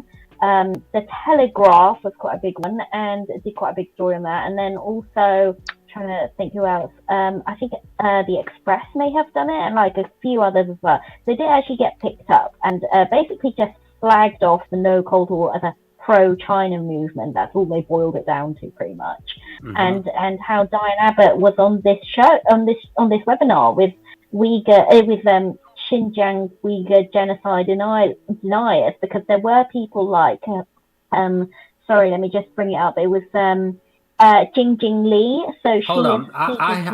Well, before you carry on, I hate the use of the term denial, because I the people who I know who debunk all this sort of stuff are not denying anything. They're simply questioning the authenticity of the events, and then providing counter information to say, well, I think your claim of this happening doesn't sit right. It's not about denial of any sort of genocide. Just to tag on to that, it's a dog whistle or gaslight, isn't it? Hold on, Tom. Exactly. Tom, you go on, and then we'll carry on. Ecox. Tom, what did you want to say? just to tag on to that one, like I've often been like asked by kind of idiots, what will it ever take for you to change your mind, or will you always blindly believe China? And I say no, I will gladly change my mind and believe that there is an ongoing genocide in Xinjiang when you provide me some kind of proof. And they always start losing their shit at that point because they're like, here's the proof, and then you debunk every single bit of their proof. And when every bit of their proof is so easily debunkable by people on the internet with no kind of journalism degrees, and it resorts to a note in a shoe, then that's why we deny it, because it's clearly another fake. I hate to use the word fake news because it's been poisoned by the likes of people like Trump, but it's a piece of propaganda, much like the Iraqi WMDs, that is used to manufacture consent for invasion. The invasion is primarily to stop the Belt and Road Initiative, which has its nexus in Xinjiang. We know the exact reason for this campaign. We know the modus operandi. We know everything about this entire campaign, and that's why we know it's fake. We're not Uyghur genocide denialists. We're Uyghur genocide debunkers, if anything, because it's a myth. And it's good you mentioned the Iraq War then, because they also had a Stop the War similar campaign to this. Ecock, what were you saying about Diane Abbott? Going to quickly sort of say that people like Jing Li, just as Tom said, did do debunking of the Xinjiang thing, and she says she'd actually gone to the region and spoken to people, so she has real experience of what it's like. Well, she's a Chinese journalist herself, isn't she? Yeah, and the funny thing is, after that, Owen Jones started subtweeting the whole thing, and basically said, kind of to an effect, that Chinese journalists are not to be trusted, which kind of goes with the whole yellow peril, like Chinese. And that is so rich coming from somebody like Owen Jones, who supported invasions in Libya, supported invasions, wherever, supports wars in Syria, supports every single, liberal movement going. Just on the behalf of Harrison, I just want to say, Owen Jones, in the style of Harrison, is a massive twat. Okay, so is that your Harrison impression? You got to say it like it's terrible. It was terrible. You got to slay a word. Sammy. Yeah. 10 Guinnesses in. I wish I had beer in the morning. Hold on, Vito, are you trying to talk here? You're very quiet. You need to. Yeah, I find it very funny that most of the people who comment of the whole China oppression thing themselves are Iraq War apologists. Like war apologists for the West and for the United States. I think you talked about Owen Jones, and he actually I saw him like the Twitter video where he has tea with Alistair Campbell, and one of the people who manufactured the Iraq War. Like, and he sort of like lecturing us of like the human rights shit fuckery, I would say. He's so fucking smug, isn't he? Yeah. He's met Josh Wong. He's not the only one. I mentioned Benedict Rogers a few podcasts ago. I said that he wrote an article trying to gaslight human rights activists into like why would you like he trying to say, oh yeah, it's fine for you to protest against the Iraq war, but you guys have been going too far. Yeah. Well, he actually like one of his points as well on Twitter was he said, I resolutely stand against all atrocities against Muslims, including those perpetrated by China and those perpetrated by the West. I do not support the invasion of Iraq. Right. One of my replies to him was, okay, so you're furthering these yellow peril red scare myths that have no basis in fact, which, as we've already proven, are purely a basis to manufacture consent for war. So you're doing the Iraq WMD story in real time. So I found one of his articles that he'd written about the Iraq WMD story, quoted it, and said, the title was, "Isn't it such a shame that we marched against the Iraq war and still millions died?" And I replied to it saying, isn't it a shame that we spent hours debunking lies in Owen Jones's Twitter responses, but then we still ended up going to war with China? And like, that's the point, isn't it? That'll be a Mango Press article if he doesn't stop doing what he's doing. That'll be one of our articles in 10 years' time, you know. It just will. You're exactly right. It's kind of like shifting responsibilities, right? It's to deny Projection. that they did wrong on their assertion that like on everything with the war in Iraq, and also the supposedly the thing that China is building concentration camps and doing cultural genocide.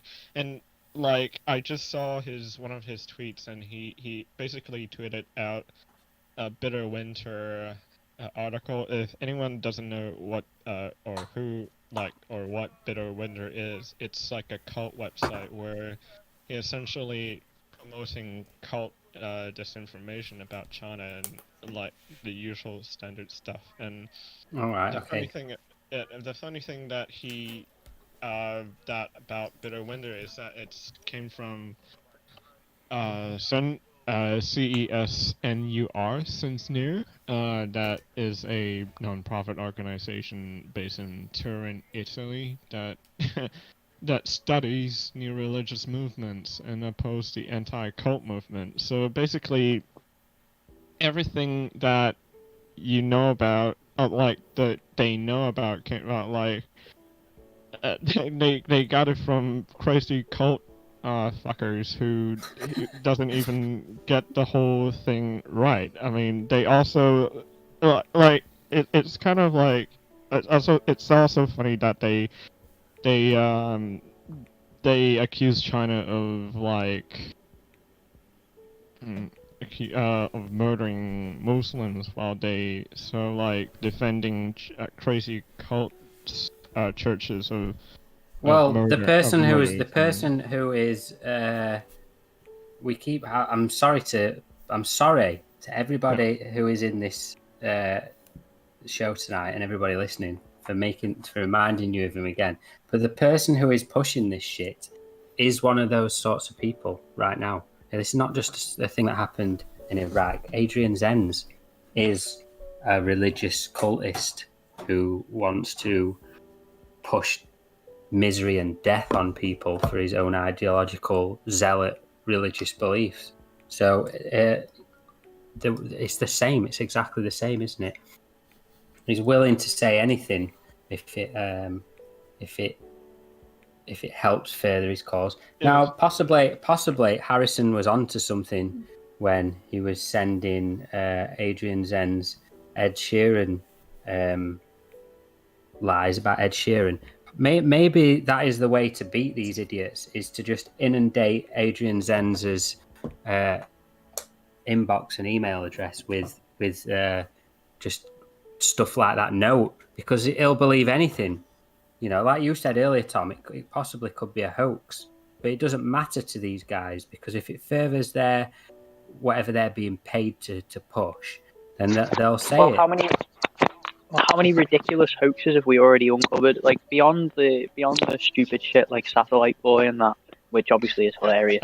I'm talking about the direct, like, ludicrous hoaxes, like the. You mean the one where it's like, oh, look at this Uyghur that's been run over, and then like the photo unscrambled gets found, and it's like wine on the floor, smashed wine bottles. I saw that one. Yeah, but I was talking more specifically about the Taiwanese BDSM video, which was touted as Uyghur torture. Like, for some reason, I feel like that was some like deep Chinese internet legend who like sent it off to like some Uyghur foundation, like, oh my god, they're gonna post this, and it got like 30,000 retweets on Twitter.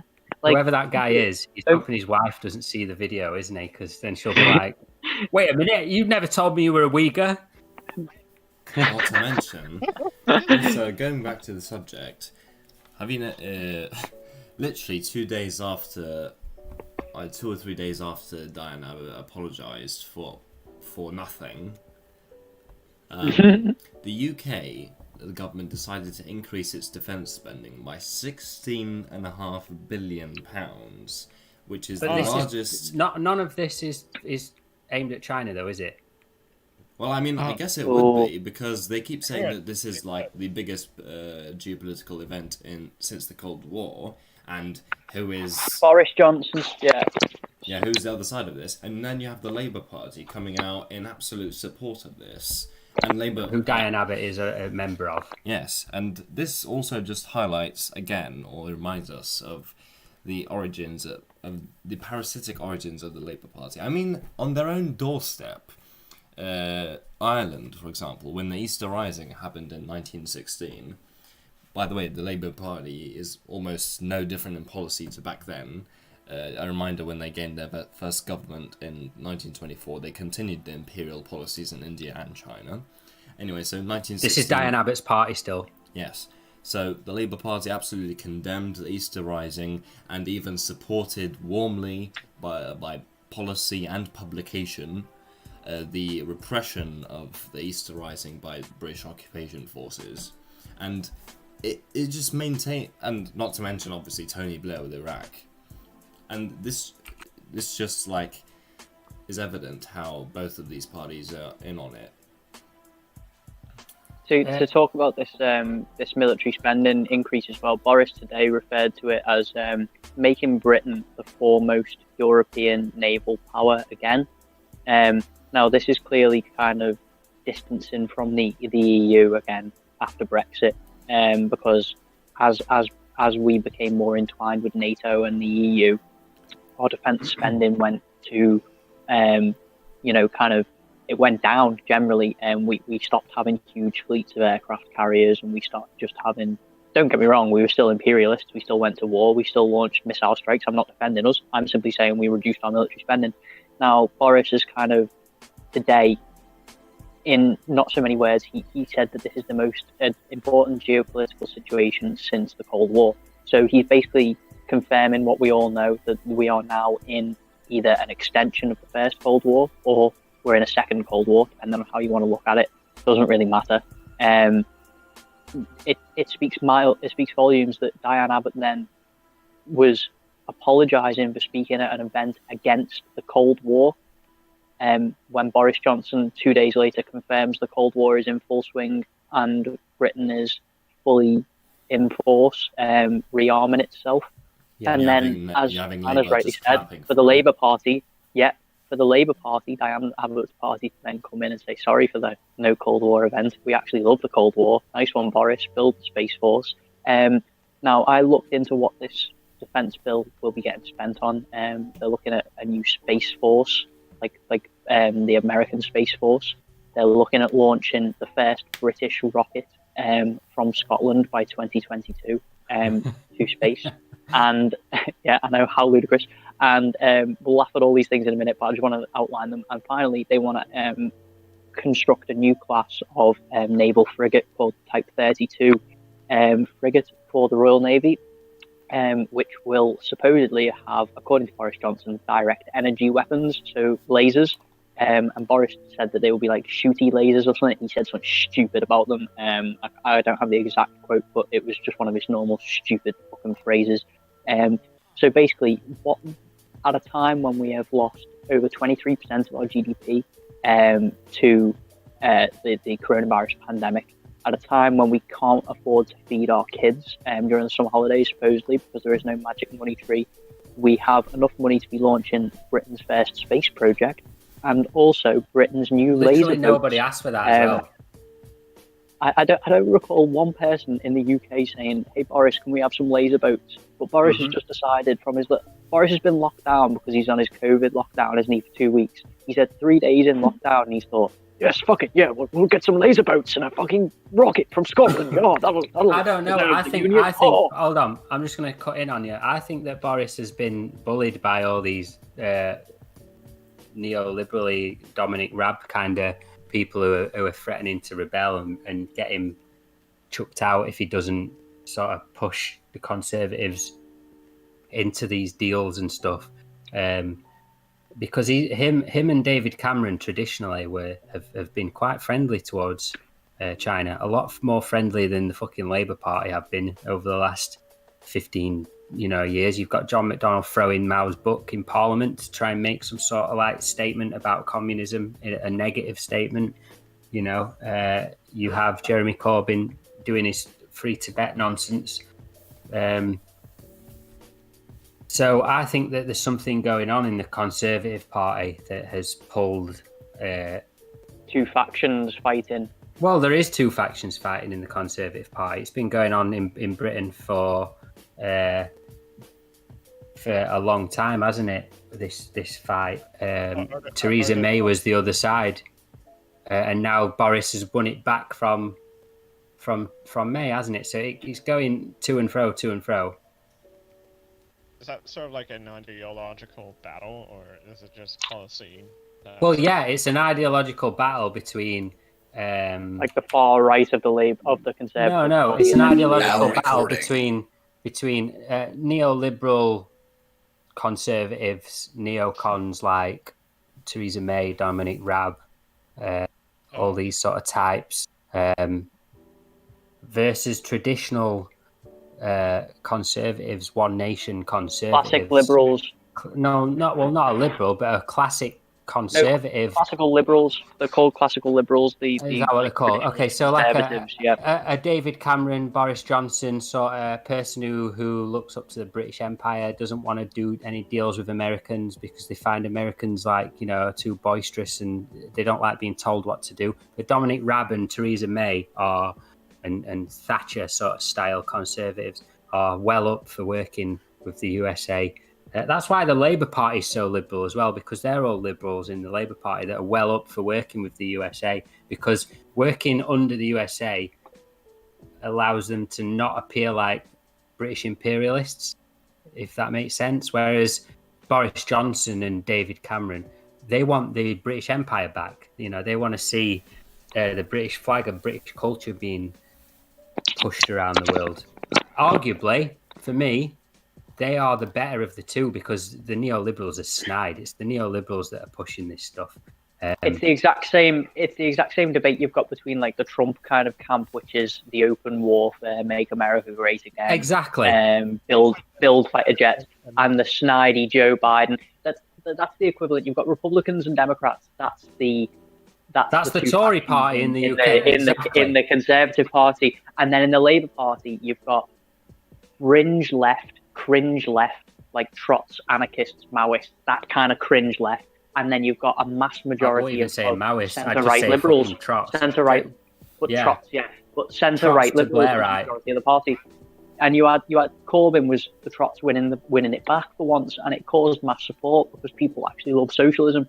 But then now you've got Starmer back in charge, so you've got Boris's new British Empire, make Britain great again, conservatives versus kind of like a fucking Democrat Party light in Starmer's Labour. Like, I don't even know what the fuck you describe Starmer's Labour. Starmer's Labour's like Tony Blair, isn't it? Doesn't it? It's Tony Blair light. It the niche of the Lib Dems, doesn't it? Yeah, it's Blairism, yeah. Kind of direction. But anyway, this is why it's a right-wing ideology. This is why Diane Abbott is putting out like hashed out apologies, because somebody like Lisa Nandy or one of their lot's gone. It's gone. Have you seen what Diane Abbott's tweeting about? Quick, someone get on to Diane Abbott and get her shut up. Do you know what I mean? Get her shut up. She's got to tweet something out because she's going against the narrative. So, and then she's typed this tweet out, and because she's done it so fast, she's called the place Uyghur. It just shows how. But both. Go on, hold on, Tom. Both hair go on. Are you cock? Oh, sorry. I was going to say, I think somebody pointed out she may have gotten really confused because, the full name for Xinjiang, I believe, like Xinjiang Uyghur Autonomous Region. Mm-hmm. So she just kind of skipped over the Xinjiang section and just went straight to the Uyghur bit, which was really weird. Or I think they told her Uyghur Muslims, and then she was like, the Uyghur Muslims, it must be from Uyghur. You know what I mean? Like, I think someone sends her a text saying like the Uyghur Muslims are being killed and you've gone to an event supporting it, you fucking idiot. You're making the left of the Labour Party look even stupider. We don't need this. And she's gone, oh shit. And she's made this hastily written apology. She's done absolutely you think no it's come research. from the left of the Labour Party? I don't.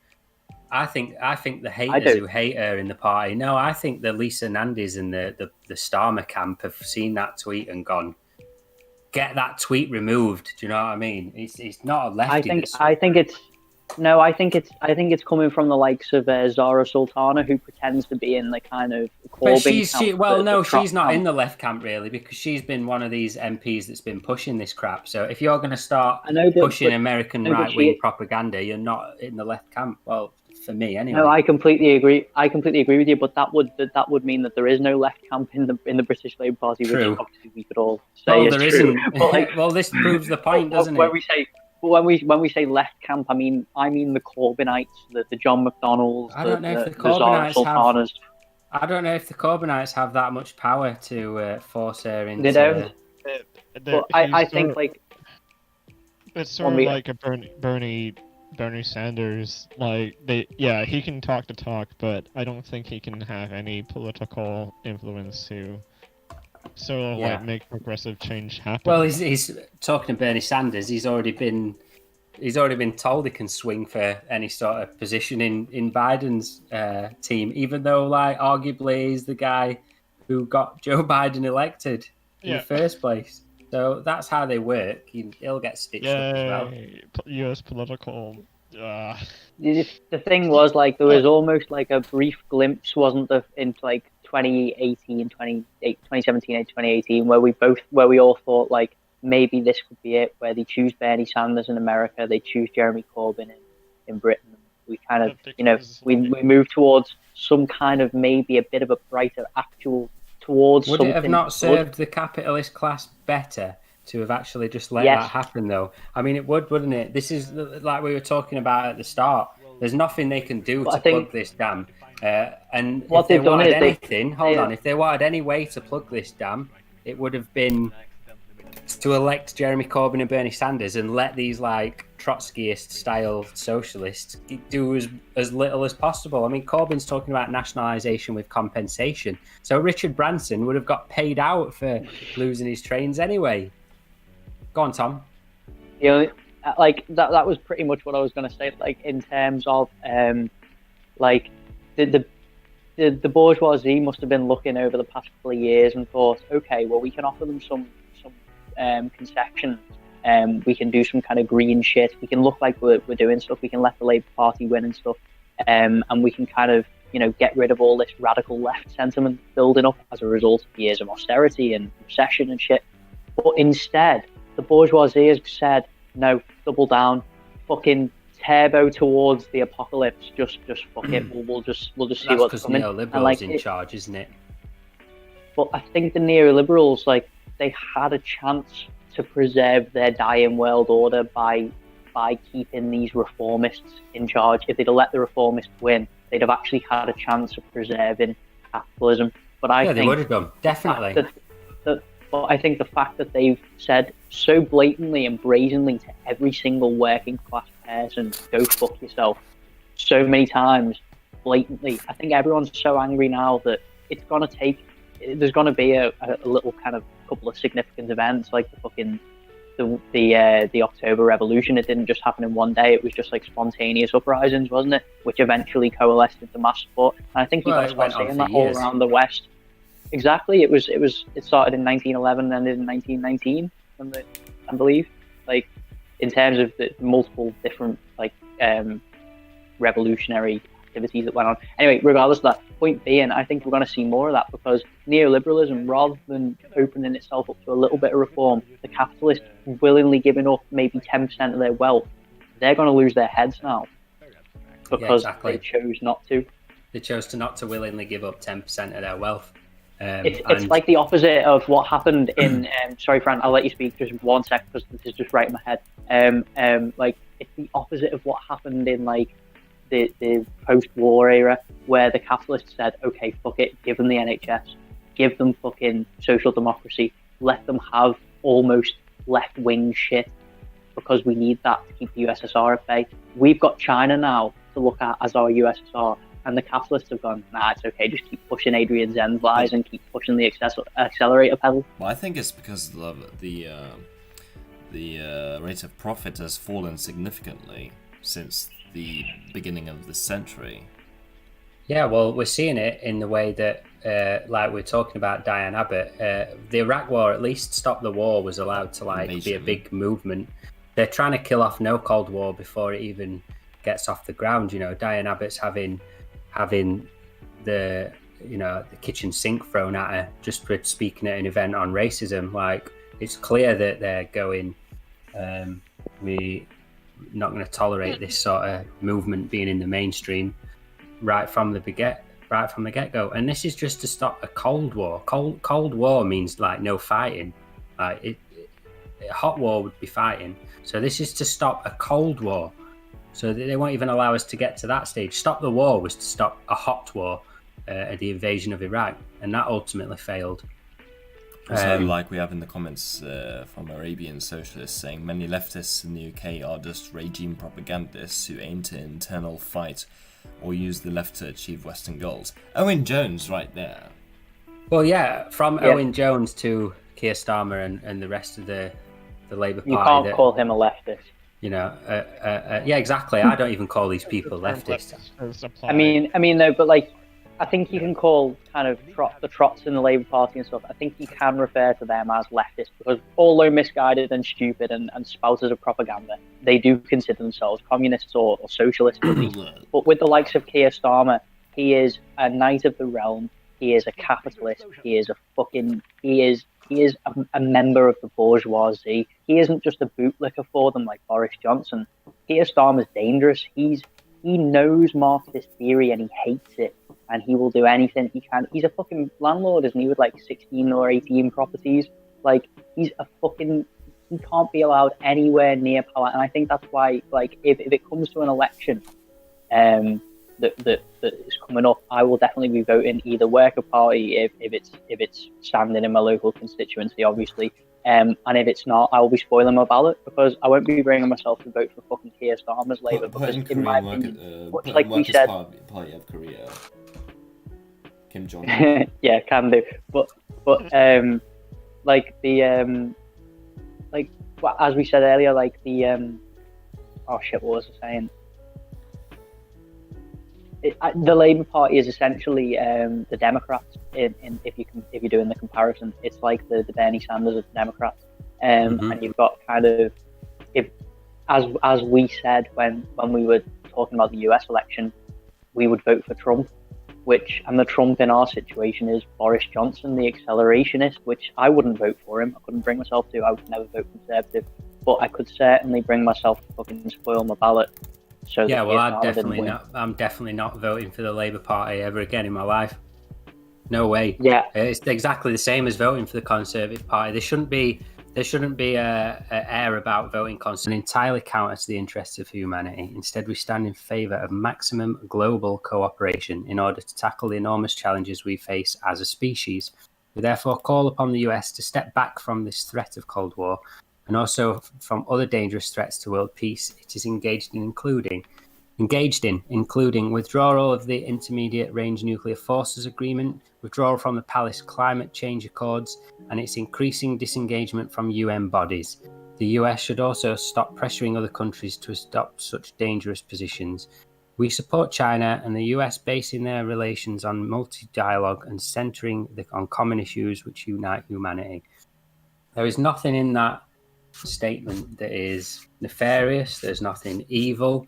There's nothing, there's nothing to fault with that sentence, that whole statement. It should be the default human position on these sort of conflicts. I find it amazing that they're calling people genocide deniers when people on the other side are edging to create a genocide through economic or hot war, through pushing these lies. It's absolutely hypocritical. And to call people, you see it from these satellite people who sit watching satellites all day going on about tankies being evil and stuff, and it's like, well, I agree with that statement that I've just read out, and nothing more or less, you know, nothing more and nothing less than that statement. But I'm apparently the evil one because I'm a socialist, and Satellite Boy, who is paid by military companies to sit on his computer fabricating information, is not a threat. Sorry. It's absolutely dumbfounding. And right now, like with Aspie's weapons manufacturers who like sponsored Aspie, they're right now they're the one who's engaging, selling weaponry and bombing to the Saudis, UAE, because of the linkage of Aspie to the U.S. State Department. That means that they are part of the U.S. UAE Saudi coalitions. Yeah, so basically, you've got like a US government body operating, just like in Australia. They're just letting it happen and letting it produce. If that isn't foreign interference, I don't know what is. Exactly. I mean, if you considered like how much shit that China has been taken in by, like a lot of people, from propagandists to like paid weapon manufacturers. Well, you've only got to look at how the West will smear things like RT, which is when you look at it, there is a collection and of also CGTN. They're both under the cross lines of Ofcom. And they call them foreign interference, but then they go and set up these places to, you know, ASPI is basically the same. It's a media agency that produces, you know, state sanctioned news, in inverted commas, news. While we're on this subject of no Cold War, Xena, what do you think about all this posturing from the West? I think like the no Cold War, this platform is definitely a great idea to. I feel like definitely in the standpoint of the Westerners, they definitely will not trust, any Chinese related people. So they provide a good platform for mostly for Westerners. And you're talking about Diane Abbott. I think that's how. I feel like Abbott. Maybe after she presented in No Cold War, when she went back, she was informed by maybe she was bombarded. By a huge amount of misinformation from her party. Yeah. So that's why she was fed by those misinformation or those fake news. That's why she changed her mind. So you see, that's how powerful those lies are.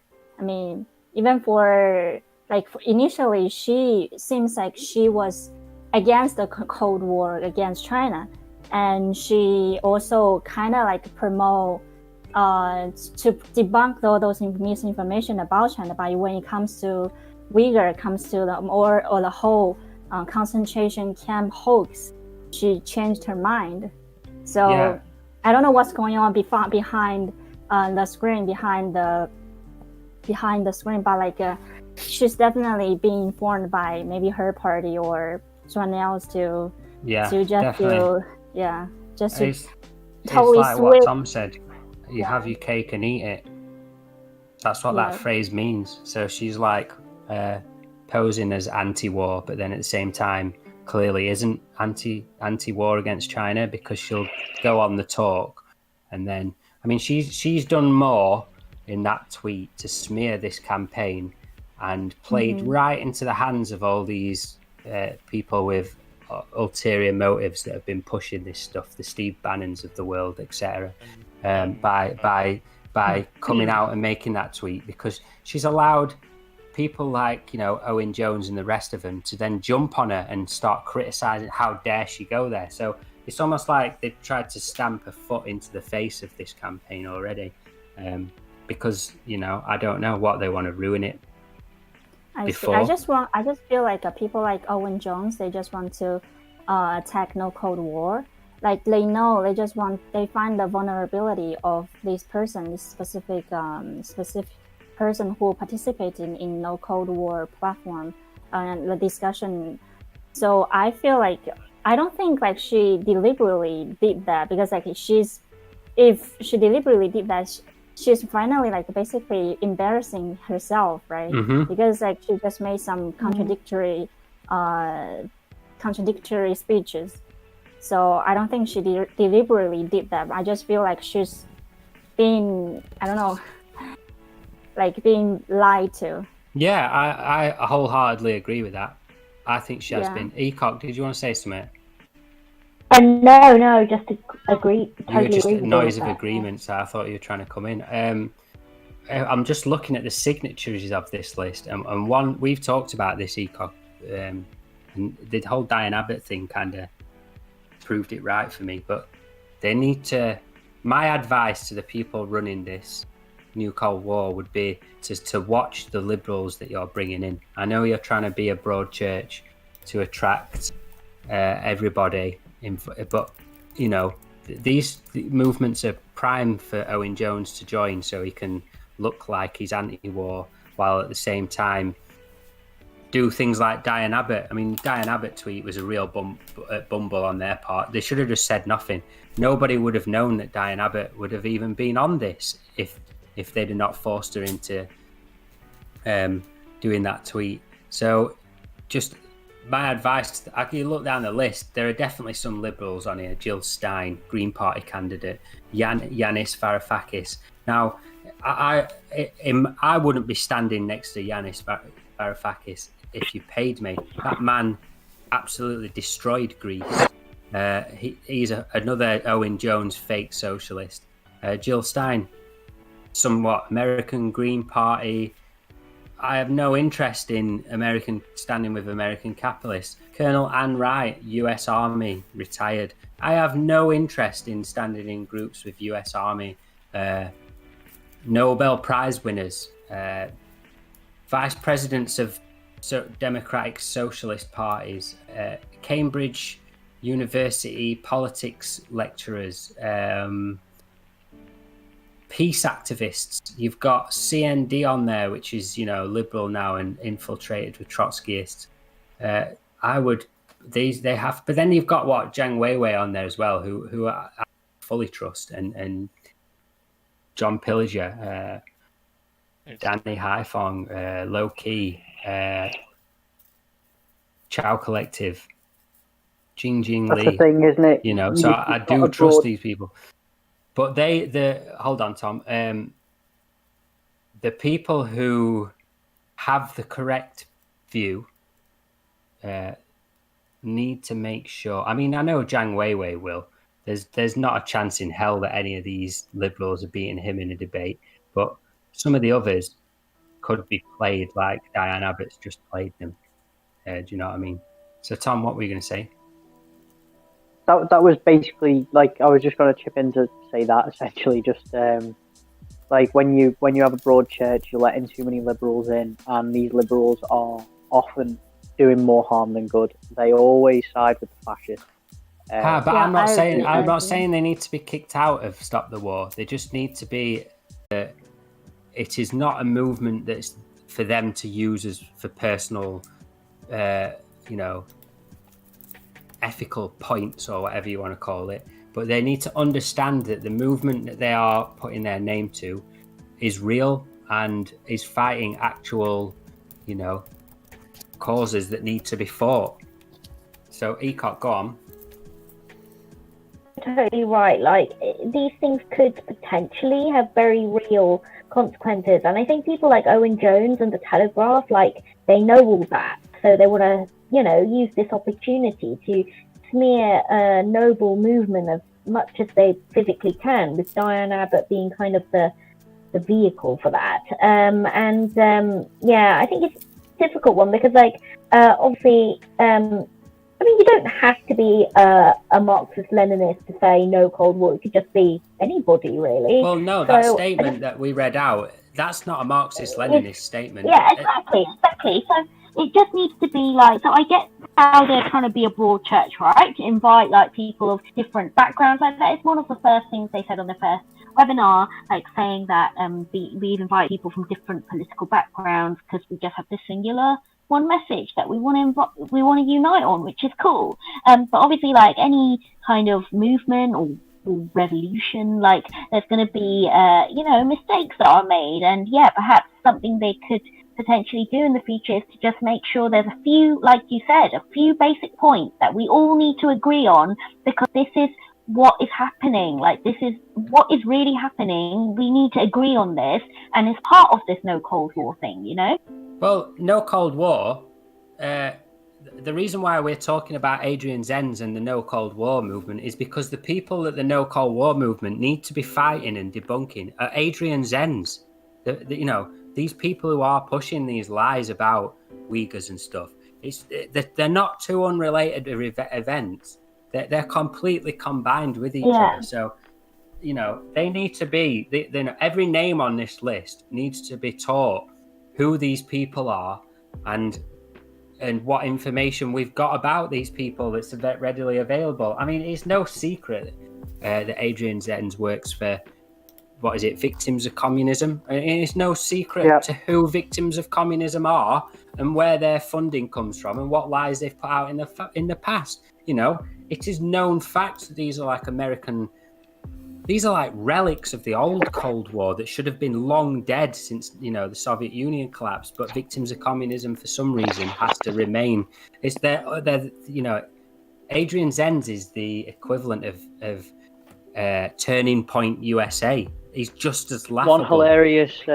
One hilarious thing you should take into account when thinking about victims of communism in the 21st century is that the COVID deaths, not just for China, but all COVID deaths from every country in the world totaled have been added to the victims of communism's overall total because the virus came from China.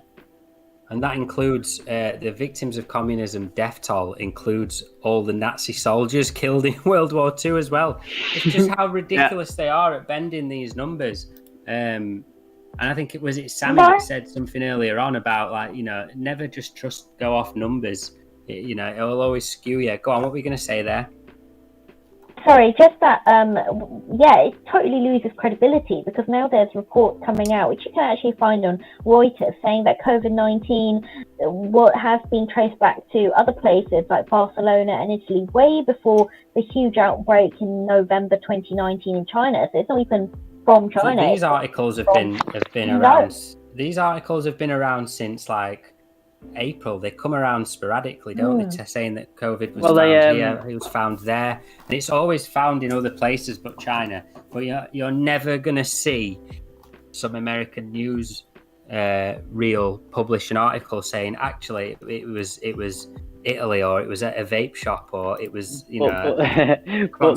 But victims of communism they initially only put down the deaths that happened in China. And then when the international deaths overtook the deaths in China, which happened within 2 weeks or something, they then included every single death that had happened worldwide as a result of COVID as a victim of communism. So now I believe they've added 3 million deaths to the death toll of communism because India, Brazil, and America, those infamous communist nations, can't keep epidemics under control. That's quite an interesting and hilarious way to why prove are they so their validity. Why are they so pathetic though? It's just pathetic, isn't it? I'm imagining Xena listens to us talk about all these stupid things and just finds it alien. Why even bother doing that? It's just I'm also personally, maybe I will be the oppressed because I'm a working class. I'm also the proletariat, and I guess I will be the one who's being oppressed by the Communist Party of China. Yeah, but are you being oppressed by them? Of course not. Oh well, there you go. Well, they oppress me with to provide me the convenient transportation. Oh shit! Affordable housing and affordable. They must be overthrown. Well, yes, I've been Nuke them now. And cheap food. and affordable food, and etc. etc. Historic It's places really to go visit. Yes. Upholding of culture. Yes. I think this is the thing, isn't it? Like every single Westerner that visits China, immediately thinks to themselves, "What the fuck? I've been lied to my entire life." Unless you're one of these American sort of You've got CCJ the vloggers, sex tourist kind of guys. But they go over there with if you go over there with an open mind. I mean, I was a kid when I first went to China. I was 12, because my school was had Confucius classroom links, so we did kind of exchange programs and stuff. So I got my worldview challenged quite early, before I got kind of too indoctrinated with anti-communist propaganda. And it was kind of the propaganda was setting in later on in school. Like the history classes were saying, "Oh, Mao's China was so evil. China's so evil. Look how evil China is." And I'd be saying, "But miss, I've been to China. China's cool."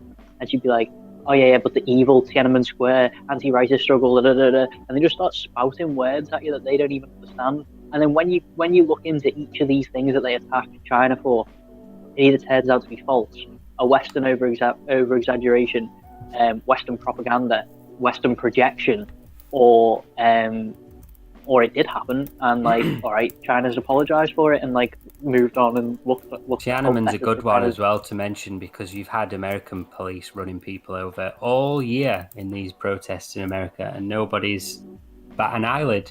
And if this, was the other way around, they lie about this about China every year still. Well, the protests in Tiananmen Square were about 10 times more violent than the George Floyd protests in America. Obviously, there were people armed with machine guns firing on Chinese People's Liberation Army soldiers. There were people throwing firebombs at PLA vehicles. So kind of if that kind of scenery was happening in America, right? How many deaths do you think you would have experienced? It wouldn't just be 316. It would be in the thousands. American police. You saw American police shooting at people on their own balconies. Yeah, I was going to say, light them up. That weren't even on their balconies, it's at their front fucking door. I was literally just thinking about that video as you were mentioning that. Stood on the porch, and I think about it, I always think back to that one, because even when the streets were being cleared of CIA-funded Operation Yellowbird terrorists in Tiananmen Square, who were literally murdering and lynching Chinese police officers and soldiers.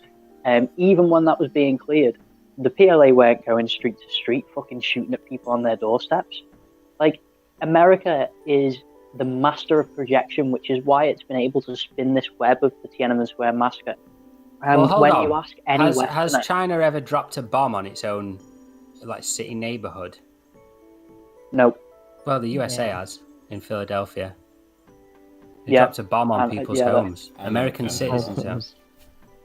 And where? Tulsa. In Tulsa in the 1920s. Oklahoma. Oh, I've never against actually... they were against the idea of having a black business, Black Wall Street.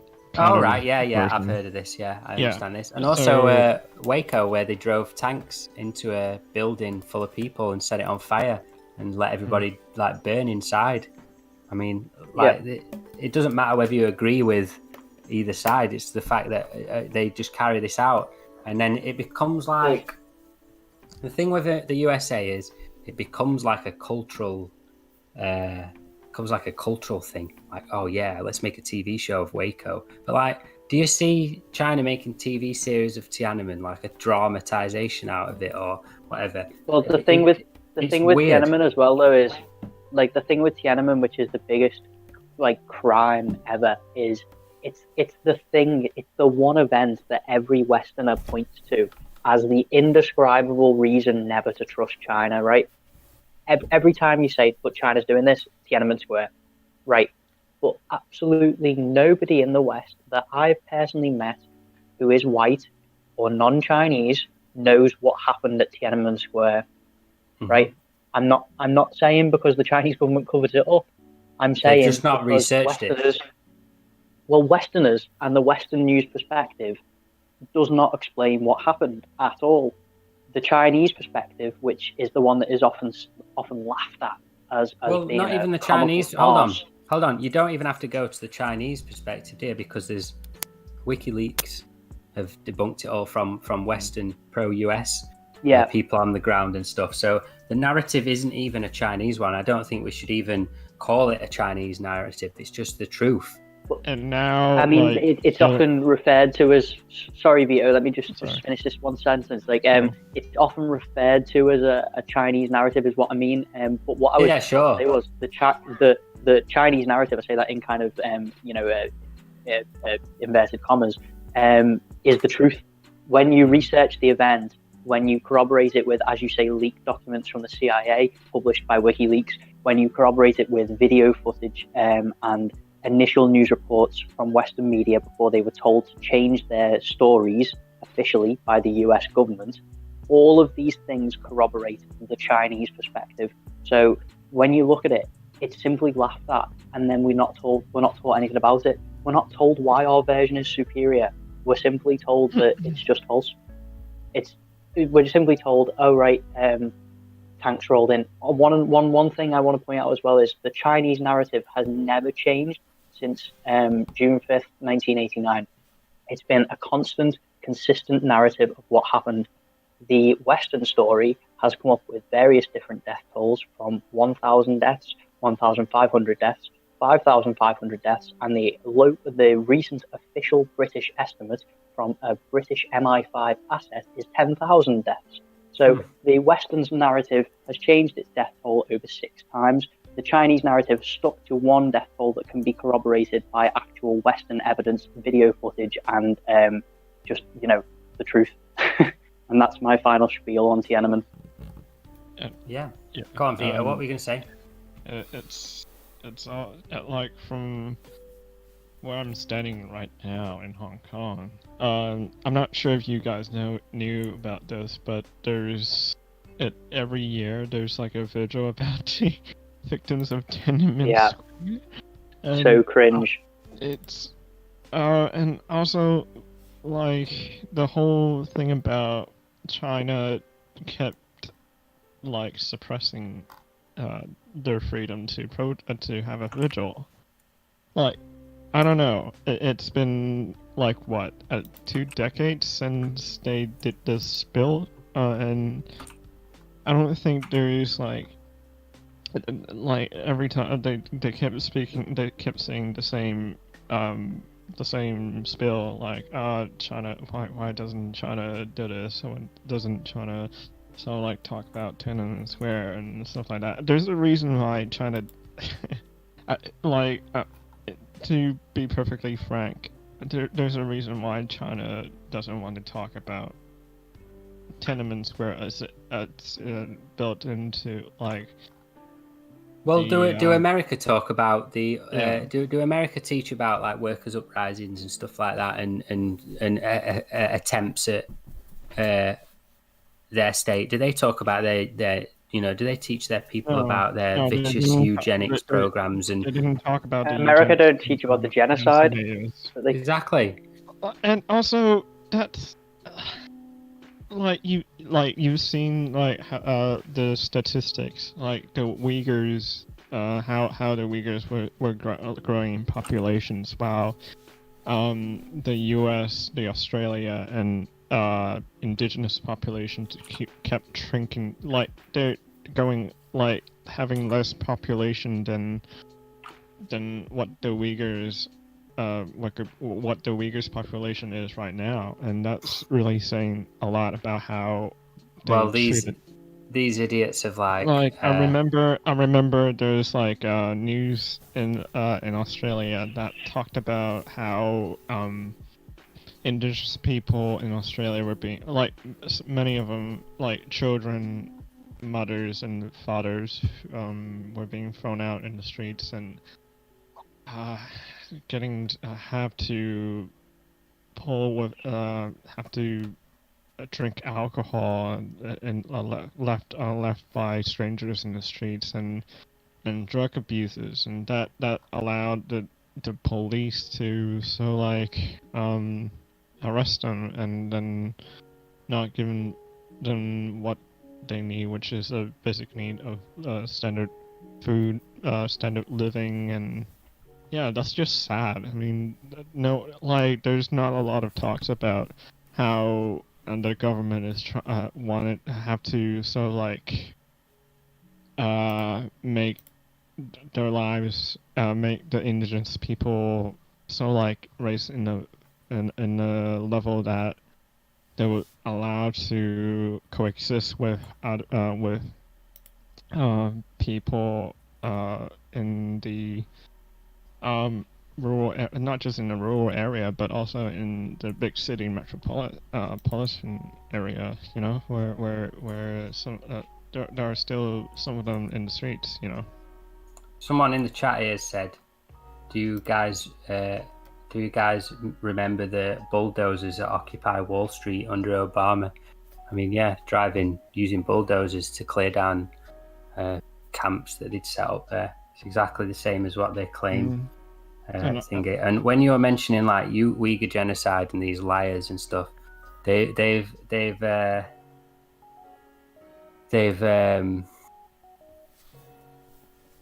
changed their figures more than once, and sometimes it's more than the actual like registered population that's been killed.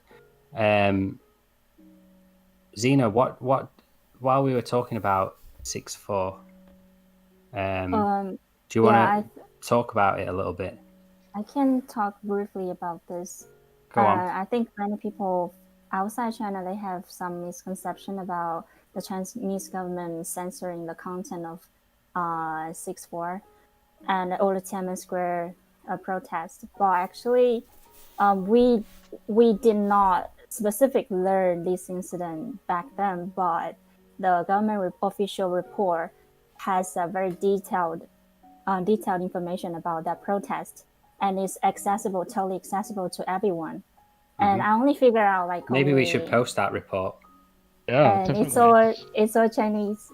It's okay. We have listeners who can read Chinese, so at least we've got the link out there to the West. But carry on. Yeah, sure. It's totally accessible. I only figured out like several months ago, because we in China, like literally only a small portion of people who will care about the Tiananmen Square protest.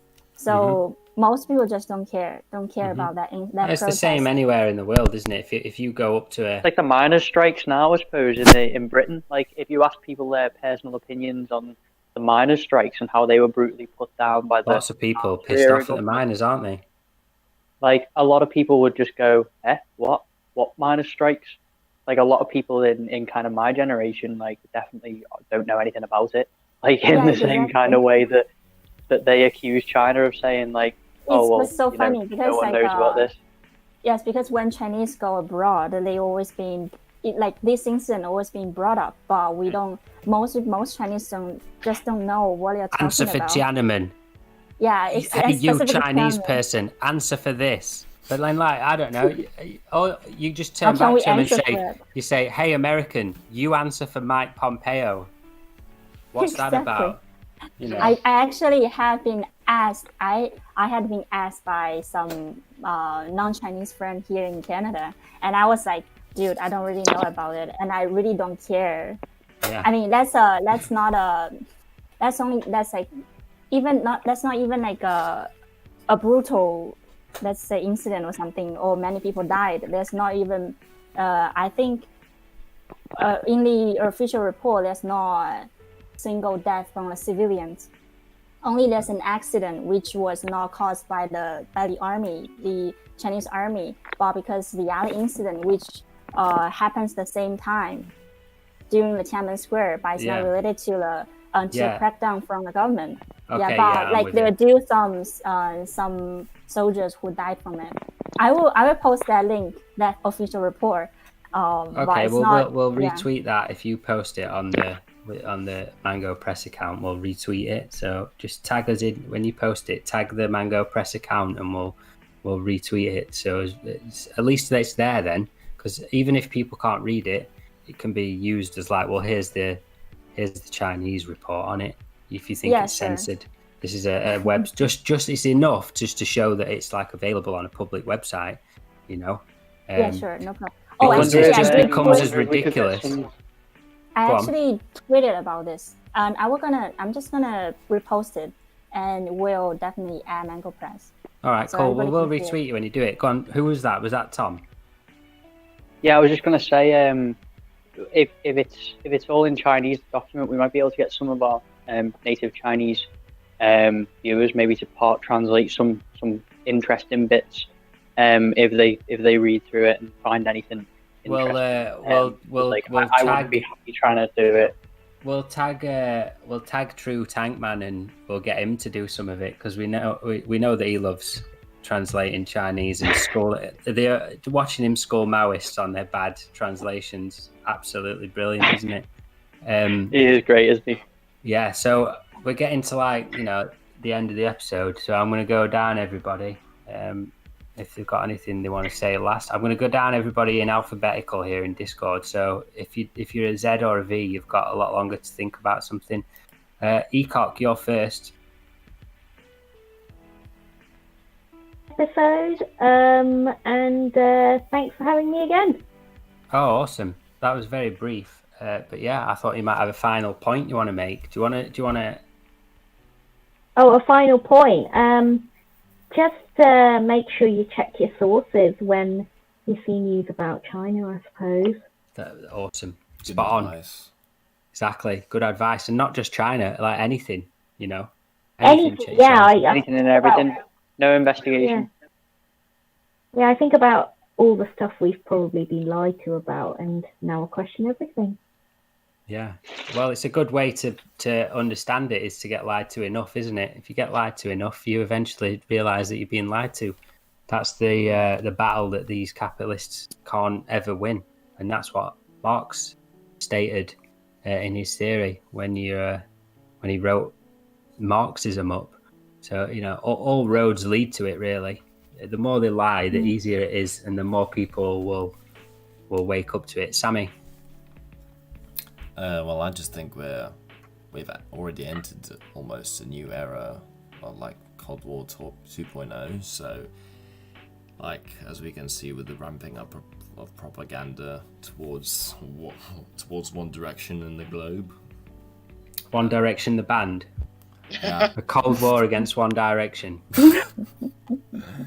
If only. Comment, tweet us out the Cold War against One Direction, by the way, if you've reached this point. So we've got a new code word, okay. Yeah, the Cold War against One Direction. Yeah. Tom. I just want to say, obviously, you see any headline about China that doesn't come from a Chinese state media source, just presume it's false, as a general rule of thumb. Unless it can be corroborated with some other non-Western piece of evidence, because 99% of the time it is false. We do spend most of our time just sitting here debunking all this bullshit as it comes out. So obviously, if you're skeptical about something, you can always just look to pro-China Mango Twitter, and we'll have already debunked it, or we'll be in the process of debunking it, or we'll take debunk requests, I suppose. And also, we have no problem in showing our sources as well, which is something that the other side can't really do because their sources are all made up. So if they start showing them, that just makes it easier to debunk, doesn't it? Vito. Yeah, it's wonderful that we have this initiative, which is the Mango Press, and it I never felt so having so much joy on talking about these things. Nice. If I were to interact with other people in Hong Kong or in some parts in Australia, because they either think if I were to talk about contradictions and stuff like that, they might think I'm some sort of Basically, you don't like talking to liberals. I 100% understand. I have an Asian face, but with a sort of American or Canadian accent. They might think I'm a psyop,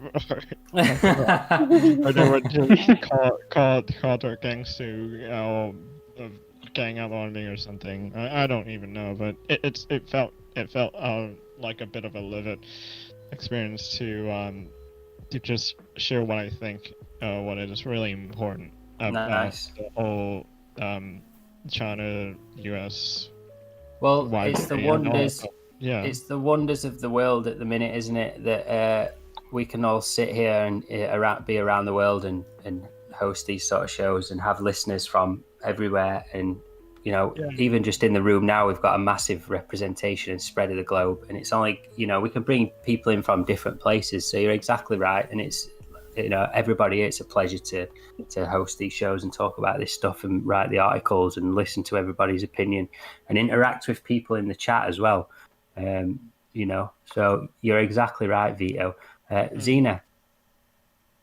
I don't really have other points to add, but I just really feel really grateful to be here. Nice. And definitely, I'm gonna post the official report. If anyone can read Chinese, you can go to that website, the Chinese government website too.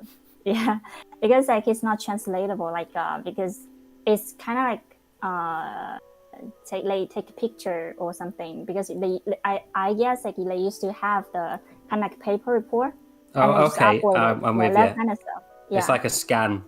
Yeah, they just scan all the pages and upload it to the website. So. Well, maybe that's a task for somebody as well, isn't it? Who can write in Chinese to write that as write it up. Mm-hmm.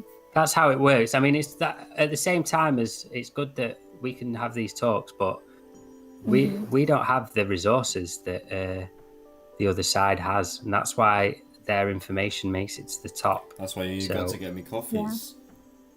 Yeah, just to So remember, every listeners who listen to this episode, just remember to also support us.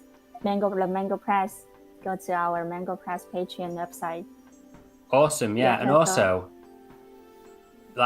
spread us with your friends as well. Even if you're not going to join Patreon, make sure you share us with your friends. Bring someone else to listen as well. If every week somebody brings one person extra, we will end up with everybody in the world in no time. So awesome. It's been a pleasure, guys, tonight. We've gone on for nearly 2.5 hours. It's been a long one. Some fantastic discussion. I think everything Tom brought up the point that links the whole show together for me, and that's when he made the point about let them eat cake, the hypocritical nature of this propaganda against the USA, saying one thing and doing another, the contradictions of capitalism. That's the theme of today's show. Adrian Zenz is a walking contradiction, and that's it. Adrian Zenz is a wanker. Fuck Adrian Zenz. There we go. Have a good day, everybody. Have a Good night. Night, everyone. I mean, good morning, but good night to you guys.